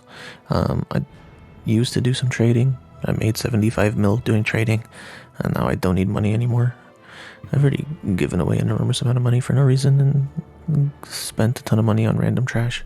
But I still have like 30 mil left, so I don't really feel like a urge to go do a ton of trading anymore. I don't need to do housing. I have like a guild house for ESORuns. I have, you know, my cosmetic setup on my character, and then you'd start using heroism pots, then that will get you out farming. Yeah. Killing dragons at 3 a.m. Yeah. But it's for me. It's mainly the social aspect, the community aspect. Right. That keeps me coming back. But not rewards, though. Not rewards. I don't get any rewards out of the game, no. Which is where I think we should get something, like some sort of... I think maybe like a better leaderboard system. Oh, The there's leaderboards, so they don't many, really mean yeah. anything. But you could definitely have a end of leaderboard rewards. Mhm. It could just be like, I don't know, like 500 crown gems, or just anything that's something to yeah, that could be aspire cool. for. That would make me do a little bit more trials. Yeah, there's just so many areas where there's so many ideas where you can like implement, whether it's with the leaderboard system. You said something about guild system earlier too, Ollie. Yeah, I mean, there's no search function in the guild finder thing, and Yeah, I don't know, there's no like calendar. like so an you can't- in-game looking for group. A lot of people keep asking for it, by the way. Now, the trials Yeah. of trials finder. What do you think That's a about that? terrible idea. Oh, Whoa! Wait, was that a terrible idea? It's not a Try it. terrible idea. Like, it works in World of Warcraft, but I think the average player in World of Warcraft isn't as much of a noob as ESO. Like, the WoW raiding community is probably like 70% of their community, I'd imagine. Whereas ESO, like we said, it's like 5-10%. Mm-hmm. And I Are you think talking about a vet trial? Like you click join vet trial and it auto finds you Normal 11 other people? vet, people want that. So what do you think Oh, that's a man. bad idea? That's because you would get like teammates who are completely not ready for VetCon. You would get people who are wearing green, But- blue gear with the wrong traits and the wrong sets, and Right, they don't know but what's going on. What, and wasn't they wasn't are- that wasn't the basis of founding ESORuns though? You know what I mean? To a degree, pugging. Yeah, 'Cause but it there got are you some. It got requirements. you somewhere. There are requirements. Yeah, but that was like the start. You got to start somewhere. I mean, I didn't clear at the beginning. I wasn't clearing Right. trials at the beginning. That's but totally fine. But there's growth. There was growth because I was doing the growth on my own. I was in, people were staying in my Discord server. Right. Everyone has their own journey. And then they got tags and, they improved. But if you create this trial finder that puts random people together, and then it just keeps them at that level. It keeps them at that beginner level. It doesn't let them But- grow. I don't know. Well, I think don't know about there's that. Two things though. There's firstly, I think if the combat in ESO was a little bit like the overland was a little bit harder, there wasn't such a jump between overland quests and trials. I think if that gap was smaller, that would be more beneficial to the raid community. But also, I feel like if you did have like a pug raid finder for normal trials, I reckon. Normal, it's fine. Yeah, I think I'll be fine. And I think people would actually learn. I think it'd be easier for them to find a group. And For normal trials, I think so. yeah, I think for normal trials it would totally work. For vet, I don't know, maybe probably not. The jump in difficulty is so huge from normal to vet that it's Yeah. like almost unreasonable. Like, why is it like 100 times harder to do VSS than NSS? Like, you could do NSS with 3 people, but you need like a solid raid team to do VSS. Yeah, yeah. Personally, I think that the average player would improve the game if it was easier to drop into a normal trial. And I there can was see it maybe for some normal rewards trials. for it. For normal trials, for sure. You could definitely do a normal trial with almost anyone. Like, you could do a normal dungeon with almost anyone. Like, they're easy. And I think normal trials are also easy. It's like designed like that for a 160 CP player with blue gear to be able to clear. And I think that would be fine. I think vet Craglorns would be fine. Sure. In the sense of what you Sure. guys are saying, but at the same time, I think it's kind of, I don't know, bold to assume, like, no one's gonna improve, or like, Yeah, at least I mean, ignite the start to their improvement, or their, because everyone's journey is different. Like, Yeah. let's say you queue for a vet trial and you end up in like the worst fucking group ever, right? Like, won't that make you go think, well, like, what can I do better? I don't know, man. Like, Would there's it just make so you many think? different ways you can take about it. Or would it just leave you feeling frustrated and upset that, like, what is this garbage? Well, that will kind of lead you to like thinking, well, is it me or is it them? What do I have to do better? I feel that's like a more natural response than being like, okay, I'm done, I'm giving up. You know what I mean? And it's vet. I think it I think says most players veteran, would already get right? that from doing normal. Yeah, I agree with that. But I don't know. I think it's like whatever. Personally, a lot of people want Trials Finder these days. Not sure why. I think it's purely just for sake of convenience. Honestly. I think if it was going to be implemented, I think it would be better to start with just a normal Trials Finder for like a couple of months, just to see how that goes on. I think that would be fine. I think that would be totally I fine. think the average level of player, average like raider needs to improve before like pugging vet trials in a way that is like actually clearable. Mm-hmm. I think the level would need to rise. But I guess there is that like equipment star thing, so maybe you get 5-star equipment bonus for having purple shit. Doctor. Yeah, because that's how like the raid finder in World of Warcraft works. Like you need a certain gear level to access the different levels. So maybe like there's no level for the normal raid finder. There should be the vet finder needs like the 5-star bonus, like gold gear. But then, you know, they could go and start tanking wearing False God and Vicious Fidian or some shit. You know, like it's tricky. There should be no rules either. Fucking. It definitely was a normal one. I don't think there needs to be rules, but yeah, like a pug vet trial finder, I think would not get used. I don't think it would get used. I personally wouldn't use it. I'm only looking for top 10%. I'm only looking for people who parse 60k plus, and I would get bottom 10%, and I'm not sure what to do with that. Like, you have a long way to go before you're ready for that content, and I don't really know. Well, if they set a time limit, like on what do you mean? an instance, you know, if you queue for Vet Hell Raw, and they set a 2-hour time limit on the instance, and it kicks everybody out if you don't complete it. I don't know. I just throw wild ideas out there. Because that's like, you know, here you go, you got 2 hours. Yeah, but there you are on the last boss. You finally probably to the last boss in 1 hour and 59 minutes, and it kicks you out at the 2-hour mark when you were at 5%. That sounds terrible. Well, it'll kick you out during the fight. You know, I don't know. I'm just saying random shit at this point. Back in the vitality thing. Do you remember when you only had like 100 lives or whatever? Oh god, yeah, it was 36 vitality, right? Or 24, depending on the trial. Something like that. 24 and 36, I don't know.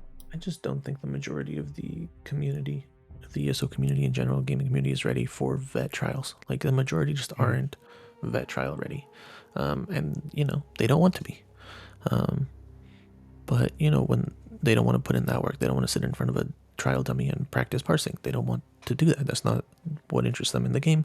But if you give them the option, like, hey, you haven't done any of the prep work to kind of get to this level, but click this button and we'll throw you into a vet trial. They'll be like, oh, why not? And then they'll go and they'll just spam die and do 3k DPS.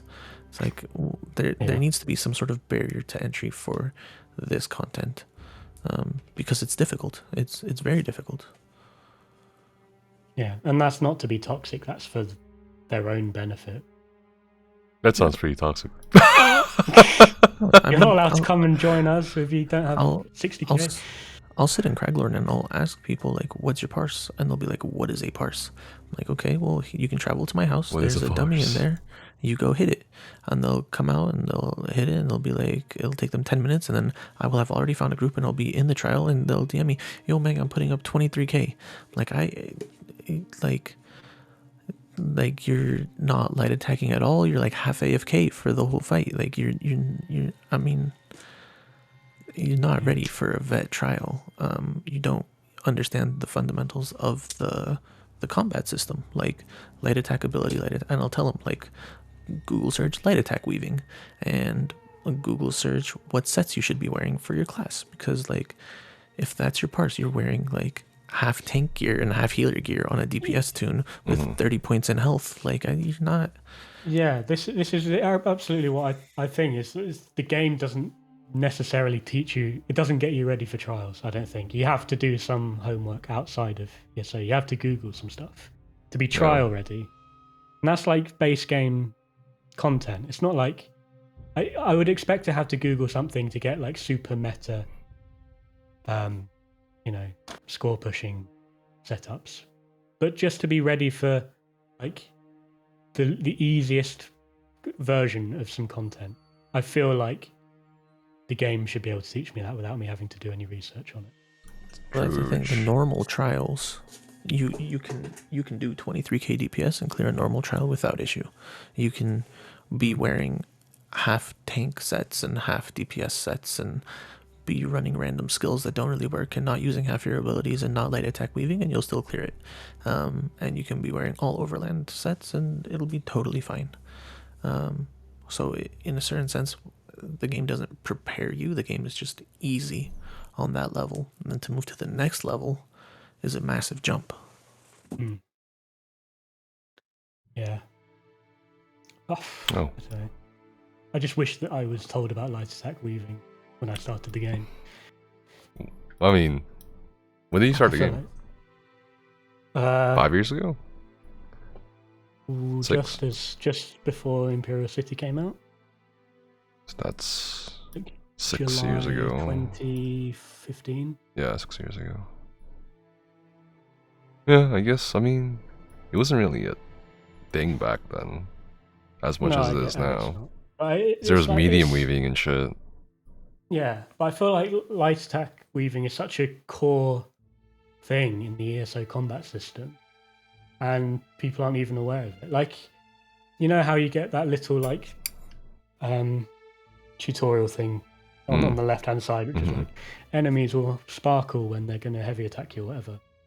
They should just have one with, if you light attack, you'll get better DPS or whatever. Just, I don't know. I just feel like the game isn't teaching players to play it very well. It's not giving them all the information they need. But maybe that ties in. They can ignore that. They can ignore that, and they don't have to light attack.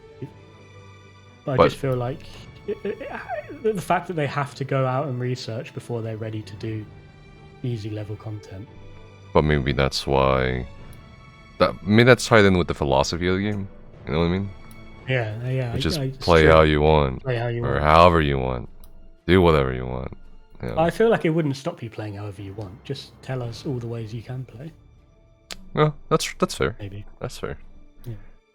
If there was like a trainer on like how to maximize your DPS, and there was like a built-in guide that says light attack now, hit ability now, and they put you in front of a trial dummy. Light attack now, ability now. You know, it kind of like a training sort of simulator thing. Maybe that would be helpful. Yeah, I think that'll turn people off. Yeah. Well, it depends. Like, is it like mandatory to do it, or like you can just do No. Optional. No. Oh, optional. Okay, Like, okay. An optional So thing, like, can you imagine putting like the raid dummy in the tutorial? No. Like once you hit, like it's not even open. Like that shouldn't even be an option until you're like 300 CP or whatever, and then this like you get this option for this like raid dummy trainer, and you can go in there and it like puts you in this little like instance more or less that like pauses every second and puts like an error. Light attack now. That would be stupid, but I think they should put, instead of they should take out the loading screens and put in, you know, like in if you ever play like FIFA or something, you know, where there's like a practice mode during the loading screen. I think they should have a trial dummy for loading screens, like when you're porting into a trial, you get like 10 seconds on a trial dummy. Alright, that'll break the game. Yeah, that's never going to happen in a million years. That kind of only works in single player games. But Yeah. But we've kind of overshot I would love to see how, if looking for normal raids, I would love to see if that works. We've kind of overshot our time, but before I guess we'll move on to the Q&A session with chat. Do you want to talk about anything else, Benzar? Or mention anything? Whether it's about ESORuns or... Not really, you know. Any special message? No, a special message would be to have fun, you know? Just play the game how you want to play the game. But, you know, have fun. For me, it's about pushing the endgame community forward. It's about doing training runs. It's about getting more people interested. It's about doing more. But for some of the endgame raiders, it's about pushing that trifecta content and score pushing to get the #1 score and whatnot. And, you know, there's nothing really wrong with either aspects. You know, just enjoy the game, you know, have fun. And if you want to do it in an ASAP vet trial, join ESORuns. You know, just trying to have fun. Easy. Nice. Alright, well, we'll take questions now, and Benzar or whoever you're asking questions to will answer the questions. You can ask any questions for the next few minutes or something. If anyone in chat has questions, now's the time to ask questions. Because Twitter, YouTube. Are you only on Discord? Is that where we find ESORuns? We have an in-game guild as well, but yes, it is the Discord mainly. The in-game guild doesn't offer you anything because all the trials are on Discord anyways. So you can join for Guild House. You know, we have a trial dummy, some Unto Stones. We have the Tabard. But you know, other than that, there isn't a whole lot that the in-game guild offers. What do you guys have for breakfast this morning? Nothing. I don't think I'm getting through like Christmas chocolate still. I got a cup of tea and some Oreos. A third of a Danish and a cup of coffee. Nice. Okay. How much do we need to pay Benzar to move into PCU? I'll chuck in 10 mil. 10 mil. Shit. It's really not enough. And Fine. I could probably find you about 5 raid leaders. Bruh. You know, that's not enough. Why don't you This just summer, Ollie. You gotta do it on your own, man. It's so much work. It's so much work. It is a lot of work. Exactly. It's so much work. That's why I'm waiting until I can go full time this summer, and then I can do everything on every platform server. That's what I'm waiting for, personally. Just do fucking raids everywhere, man. That's what I want to do. Favorite trial? VSS and VCR kind of tied. Okay. That's How about you, Ollie? The trial I enjoyed the most when it came out was VMA. VMA? Is that your favorite? Yeah. Like, I feel it's got the most interesting mechanics. Obviously now if you can do it in 12 minutes, it's not that exciting. Okay. So, like, nowadays it's probably Rock Grove, I guess, because it feels... My favorite trial is VSO. It's the best trial in the game. Literally, the best trial in the game. Alright. It's good. It's got mechanics for pretty much everyone. That's, I think, what a good trial needs, is you need everyone to do something. Yeah, fuck these new trials where everything's so dependent on one role. Like the tank, honestly, I don't want to do that shit. It's so frustrating. But anyway, what was the tank set up in the Black Drake Villa challenge for Alywels? I'm pretty sure he had PA plus... I can't remember if it was Master Architect or War Machine. It was one of those. And then I think on the secret boss he had a Yolnagrin instead of Powerful Assault. Where do you think the next chapter will be located? On Tamriel or beyond? Benzar, Ollie? Alakir, isn't it? Didn't they like data mine something? It's called June or something. What do you think, Benzar? I don't even do this overland content. Bruh. You just open up the map and look where there's a gap. It'll probably be somewhere around there, right? Okay. Which companion will you romance first? Neither. Never even looked at the companions. I have no idea how that stuff works. I mean, Bastion's a bit of a square. Everyone's a square. Bastion would like only do you missionary. It'd be really boring. Okay. I feel like Miri would be more interesting. Benzar, when are you gonna X up to Pug DB again? It's the holidays, guys. You've been doing these Pug DB Christmas and New Year, guys. Like, wait until my family from out of town leaves. Like, give me a week. Give me a little bit of time. And finish your Godslayer. Yeah. So. What's your favorite class and race? Tank DK. DK tank? Okay. Yeah, DK tank. What's your race? Favorite race? Favorite race? Oh man, I don't have a Khajiit, but I think they're a fun meme. It's a good one. Okay. How many hot dogs can you eat in a minute? I would struggle to finish one, to be honest. Depends on how big the hot dog is. Bun? With the bun?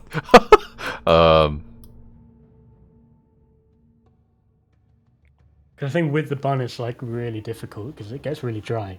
Now you see in these competitions they like dip water. In water and stuff. Yeah, they dunk that shit in water. If it's just a sausage, shit, 60. What? No, maybe like 10. But with the bun, maybe like 4. I reckon. Let's see.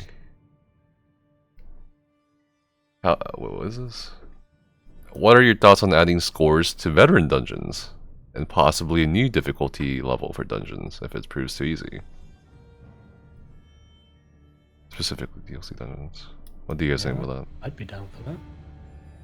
I don't think there would be anything wrong with it. I mean, maybe it would encourage people to score push that a little bit, but yeah.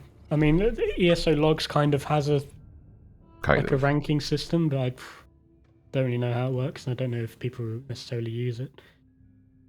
I don't know about the dungeons. I mean, they have the arenas, BRP and DSA have the scores. That's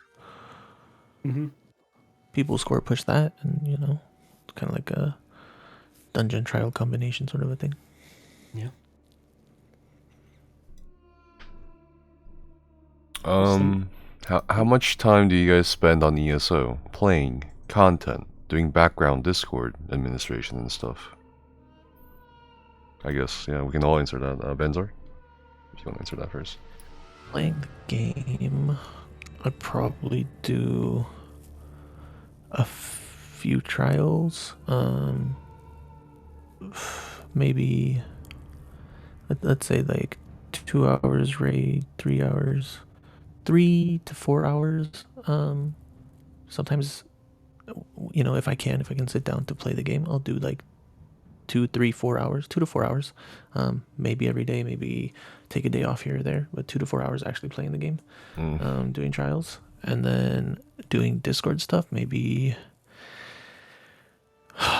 30 hours a week. Okay. That's a lot. I feel like that's a lot. It's so much work to run the server. An enormous amount of work. Damn. How about you, Ollie?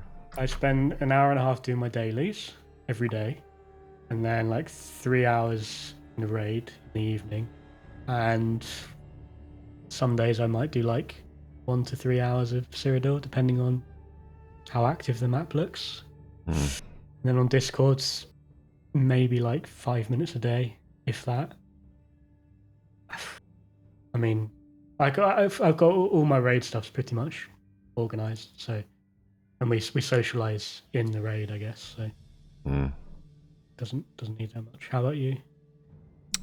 For game time, I mean, I think my game time is almost equal to my stream time. So however much I stream, depending on the week.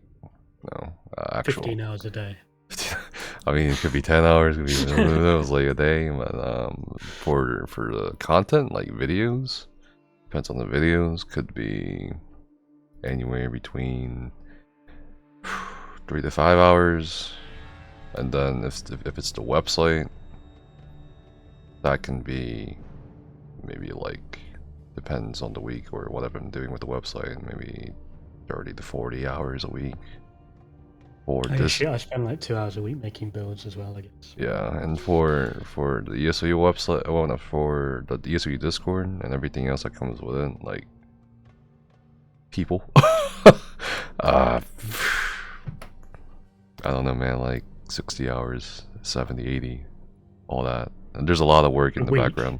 A week. I would say out of 168 hours a week, which is a week's worth, I'd say I'd probably put like 90 hours into ESO, like total as a content creator, somewhere around there, depending as well on my schedule. That's why I go full time, so I can have all the 168 hours for ESO,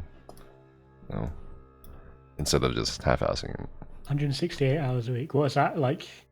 That's full. That's 7 days without sleeping. Or... I mean, how many hours are in a week? 168. Okay. So I spend probably about half of that. Sleep? What do you mean, when do I sleep? Okay. Do you not sleep? You're a robot. On average, I just sleep maybe like 4 hours. Okay. Bad. Yeah. Yeah, it's pretty bad. But that's because I have to time crunch because I don't have time to fully dedicate myself. I saw a good question earlier. What mechanic do you hate the most? Oh yeah, okay. That's. What do you think, Benzar? What mechanic do you hate the most? So as a tank, you've probably seen most of them as well. You've tanked a lot. Mechanics that I dislike. Oh man, I don't like.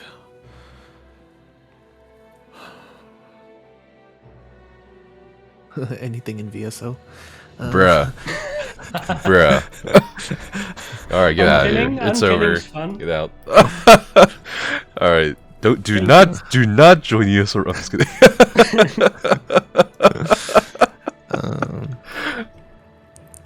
I don't like.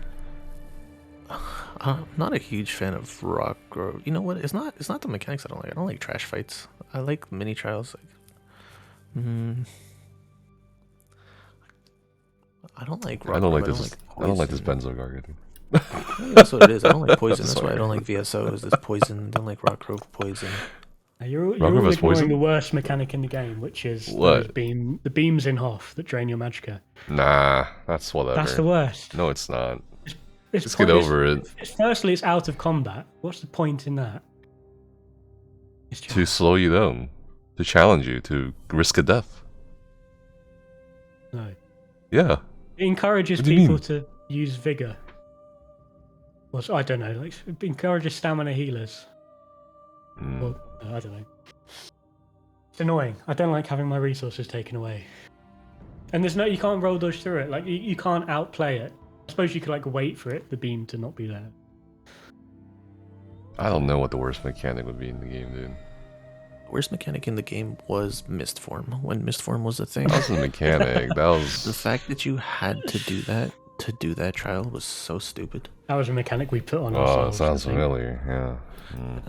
On ourselves, Qkiie. Come on. I think people were. Was there? Surely someone must have done it without. No. A planesbreaker? No, like a rock grove hard mode. I'm sure. Yeah, sure. Like you would struggle bust through that. Like it'd be like. I don't know. So they didn't change the off tank stuff, right? No. Well, they didn't nerf the bleed. They nerfed the Death's Touch and the Grave Thorn downstairs. Yeah, I feel like you didn't really need Mistform downstairs anyway. I feel like Light Attack Shield was possibly faster. I don't know about that one. Because Like, you don't take any damage. You just like walk around and that's it. It's slow though. It's slow as hell. No, it's not. I don't know. It's like it was the most efficient way possible. The only way possible, really, debatably. Let's see. Do we have any more questions? Which server, in your opinion, guys, has better players? PC, NA, or EU? Like in general, like across the board? I would say. I don't know. It's hard. That's hard. It's a difficult question, but you could. I mean, you could look at the ESO logs website and see who's like at the top of the leaderboards, and I believe it's EU right now. But you could also sort like by damage instead of by points, and then you get a lot of NA players at the top. So it's kind of a mixture of individual players versus teams. Yeah, I think NA's got the better teams, but arguably EU has had like better players, maybe. There's also players who do both EU and NA, and I don't know. I was thinking that EU had better teams right now because they're at the top of the leaderboards, but NA has better individual players because they're hitting more damage in trial. Just looking at the logs. It's within context, though. Like, what are we talking about? PvP, PvE, trials? Are we talking about score pushing, world records? Yeah. Are we talking about housing? You know what I mean? Like, what are we doing here? You know, I think EU PvP is possibly a bit stronger. Probably at this point. There's like NA the PvP. average EU PvP is NA PvP is gone. It's gone. Right. There's like nothing anymore, really. It's just all either fucking. People just don't give a shit anymore. Really. I don't know about EU PvP. So EU PvP is pretty healthy. That's good. Yeah, as long as you don't really want to play between sort of 7 and 10 PM. What did you think about Simulacrum during Mob meta, and why did I hate it? Why did you hate it? Simulacrum. Oh, Simulacrum. You mean Pinnacle Factotum? Boss 2? VOF? I didn't care. Because when you tank VHOF second boss, it doesn't matter what's going on to me. I don't really get that. It depends. Like if there's a lot of effects, like 10,000 rituals or something, like yeah, okay, maybe. But like the Maws and stuff, you're not really. I think it was worse when Hoth was out, but it was before allied effects were turned off. Right. That's when it was the worst. Right, that's when it was and really they like bad. got like 6 Destro ultis, and then you couldn't see shit. But after that it was fine. More was because you're looking for like that glow from the top. If you look like top down, exactly. I don't think Moore's something you believe tanks should work on more. That is underrated. ego. You think it's ego? Something that tanks should work on. Yeah, Ollie thinks. What do you mean by ego? What does that mean? I don't know. No, some tanks are like got huge egos. Tanking is a lot of people don't. Newer players, I would say, don't understand that tanking isn't about stacking health and running up 70k health, but providing nothing for the team. Tanking is about being able to survive the boss's damage, the boss's mechanics, while providing as much of a DPS bonus to your team as you can. So what you should work on is getting sets that help the team and getting uptimes from your unique skills, like stagger from the DK, which help your team. So what tanks should work on is benefiting the DPS while surviving. That's kind of how tanking works, rather than just stacking up 70k health and sitting there like a brick. Like you're a very nice brick. You've sat there, but you know there's so much more that you can do for the team. Yeah, I think it's important you get the basics right before you start working on all that buff stuff. Like I feel like there's no point doing the buff stuff if you can't hold taunt and survive and stack things properly. What I don't think once you've got those 3 down, then there is definitely a lot more to tanking. My advice for tanks would be just keep doing the content. That's really it. It's just reps. Yeah, all the best teach new tanks. There you go. Teach new tanks. Yeah, that's what you should do. You should teach new tanks as if it's easy. Oh, you mean like the experienced tank should teach new tanks? Yes, the experienced tank should teach new tanks. That is underrated. They don't do that, and they should. Well, it's like the problem there is like no one wants a tank. Yeah, that's. I mean, it's kind of a weird problem. Yeah. Yeah. What is going on here? I guess there's no more questions. Is Ollie gonna stream? Yeah. Ever again? I think I've got a raid like. Does it say? I might have a raid tomorrow. If not, then like Wednesday. Okay. I've been enjoying my Christmas break. Leave me alone. Sag. Hell yeah. I guess, does Benzar stream? No, Benzar does not stream. I don't have the time. I'm a casual player. I'm just a Discord manager. I don't even play this game. Oh, come on. By the end of 2022, we're going to get Benzar to stream. That's a promise. Oh, New Year's resolution? Easy. Yeah, we're going to get you partnered by this time next year. Oh man, I'm not that good at the game. That's fine. All the best ESO streamers are shit at the game. No, we have some amazing streamers in ESORuns. We have like you can become like a ESORuns partnered streamer. We have some crazy good streamers. What does it take to get a shout out on your Discord? How many people have you said you got? I got like 2,400. Well, I could check how many people are in the server right now. Sure. I'll give you a shout out in Craglon's own chat if you tag people when I'm streaming. Actually, 2,700 even. Exactly 2,700. Wow. Oh, it went up since the podcast started. Nice. Yeah, well, I joined. Thanks, Nekus. Oh, thank you. I mean, I learned a lot. I learned a lot from you. I want to, I'm gonna keep like looking at ESORuns because again, I want to reproduce this somehow on a massive scale. We're gonna Streamlabs you. That's what we're gonna do. Streamlabs. Oh. No. All your stuff I really want to do it, man. I really want to reproduce. And then we're gonna copyright ESORuns. On like a mass scale, like every platform server, man. Make it accessible for people, man. Like, I'm sick of it. It's good. It's inspirational. Yeah, Good it's shit. inspirational. Come to EU. We need you. Man, it's too much work, guys. It takes like all of my free time just running the server on NA alone. Mm, yeah. We'll get someone else to do it for you. Well, then you don't need me. Yeah, fuck you, Ollie. Okay. You do it. I'm not doing it. Take initiative. I can't be fucked. I'm not Okay, interested well, in see, going. that's why. That's why. I just want more people to join my epic raid team. Mm. It's But good. yeah, it's been enjoyable listening to you and Yeah, how you run it. meeting you. I think a lot of people will definitely join. Hopefully, they'll join. Mhm. As I if I mean- need more members. I have 70 raid leads, but Oh. it's not. It's Okay, not don't enough join, for guys. Fine. Never mind. 2,700 members. No Like, more yeah, shout outs for you. people get roster skipped. I'm sorry if you X up and don't get put on the roster. There's only 12 people on a team, but in ESORuns it's fairly common to have 4-ish trials running at the same time. Like in peak hours, we'll have 4 trials going at once.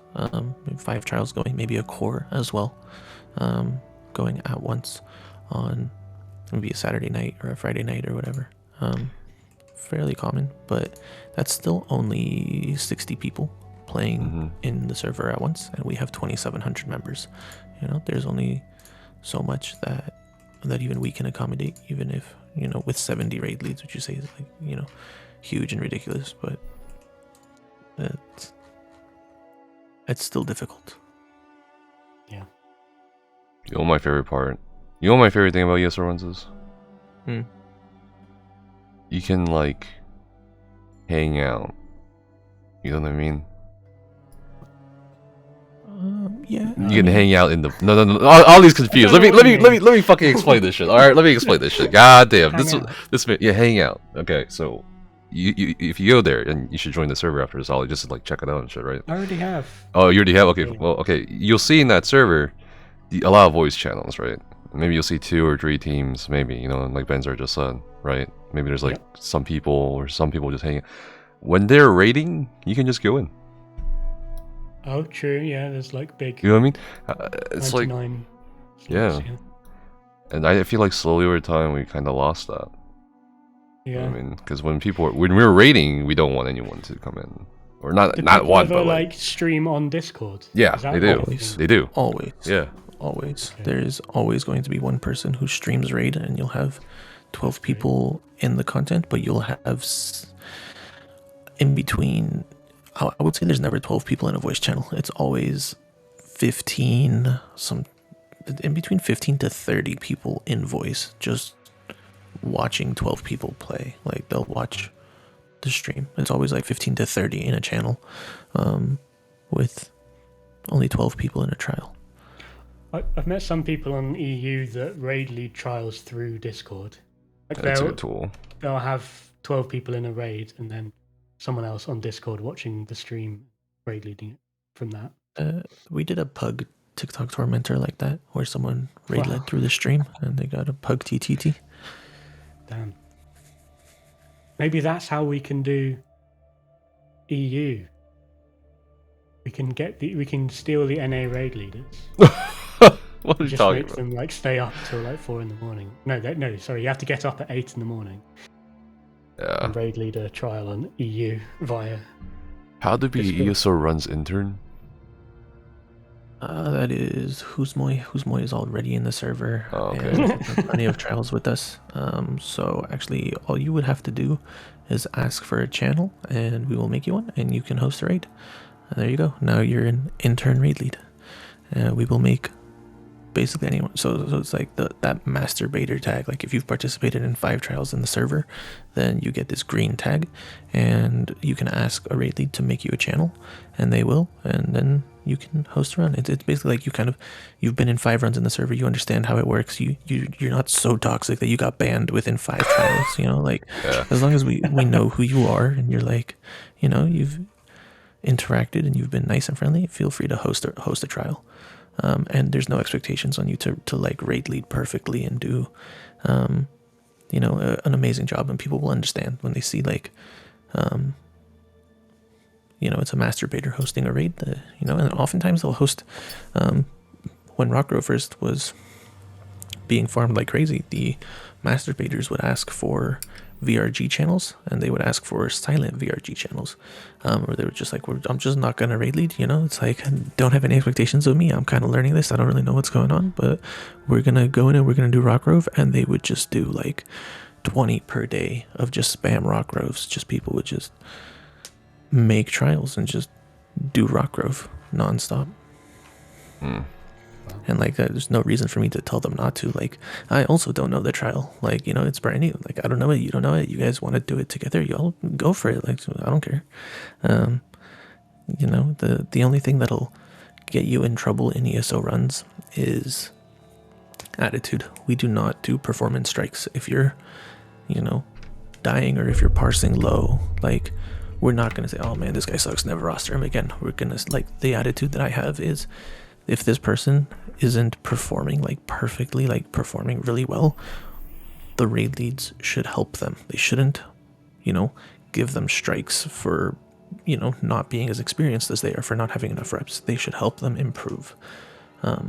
I think that a lot of discords do performance strikes where they're like, oh, this person spam died, like never roster them again. You know, like that is such a bad mentality. So we don't do any of those. We only do attitude strikes. If you're like, you know, swearing at people or you know, being rude or not showing up, that will get you in trouble.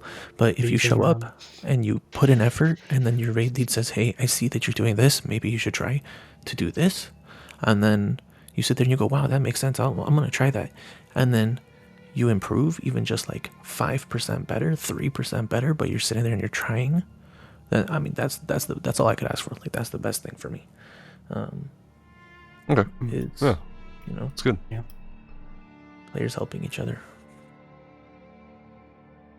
I think that was the last question. Yeah. But yeah, thank you guys again. Thank you, Ollie, for coming out. Thank Missed you last week. How's your booster shot? I missed you my booster shot was Missed you great. too. I love you too. Downloads Windows 11. Alright. Use Microsoft Edge. Yeah. And again, appreciate you for coming out, Benzar. And Thank you for having me on, Nephis. Yeah, no problem. We're honored. Thank you. And that'll be the end of our little podcast.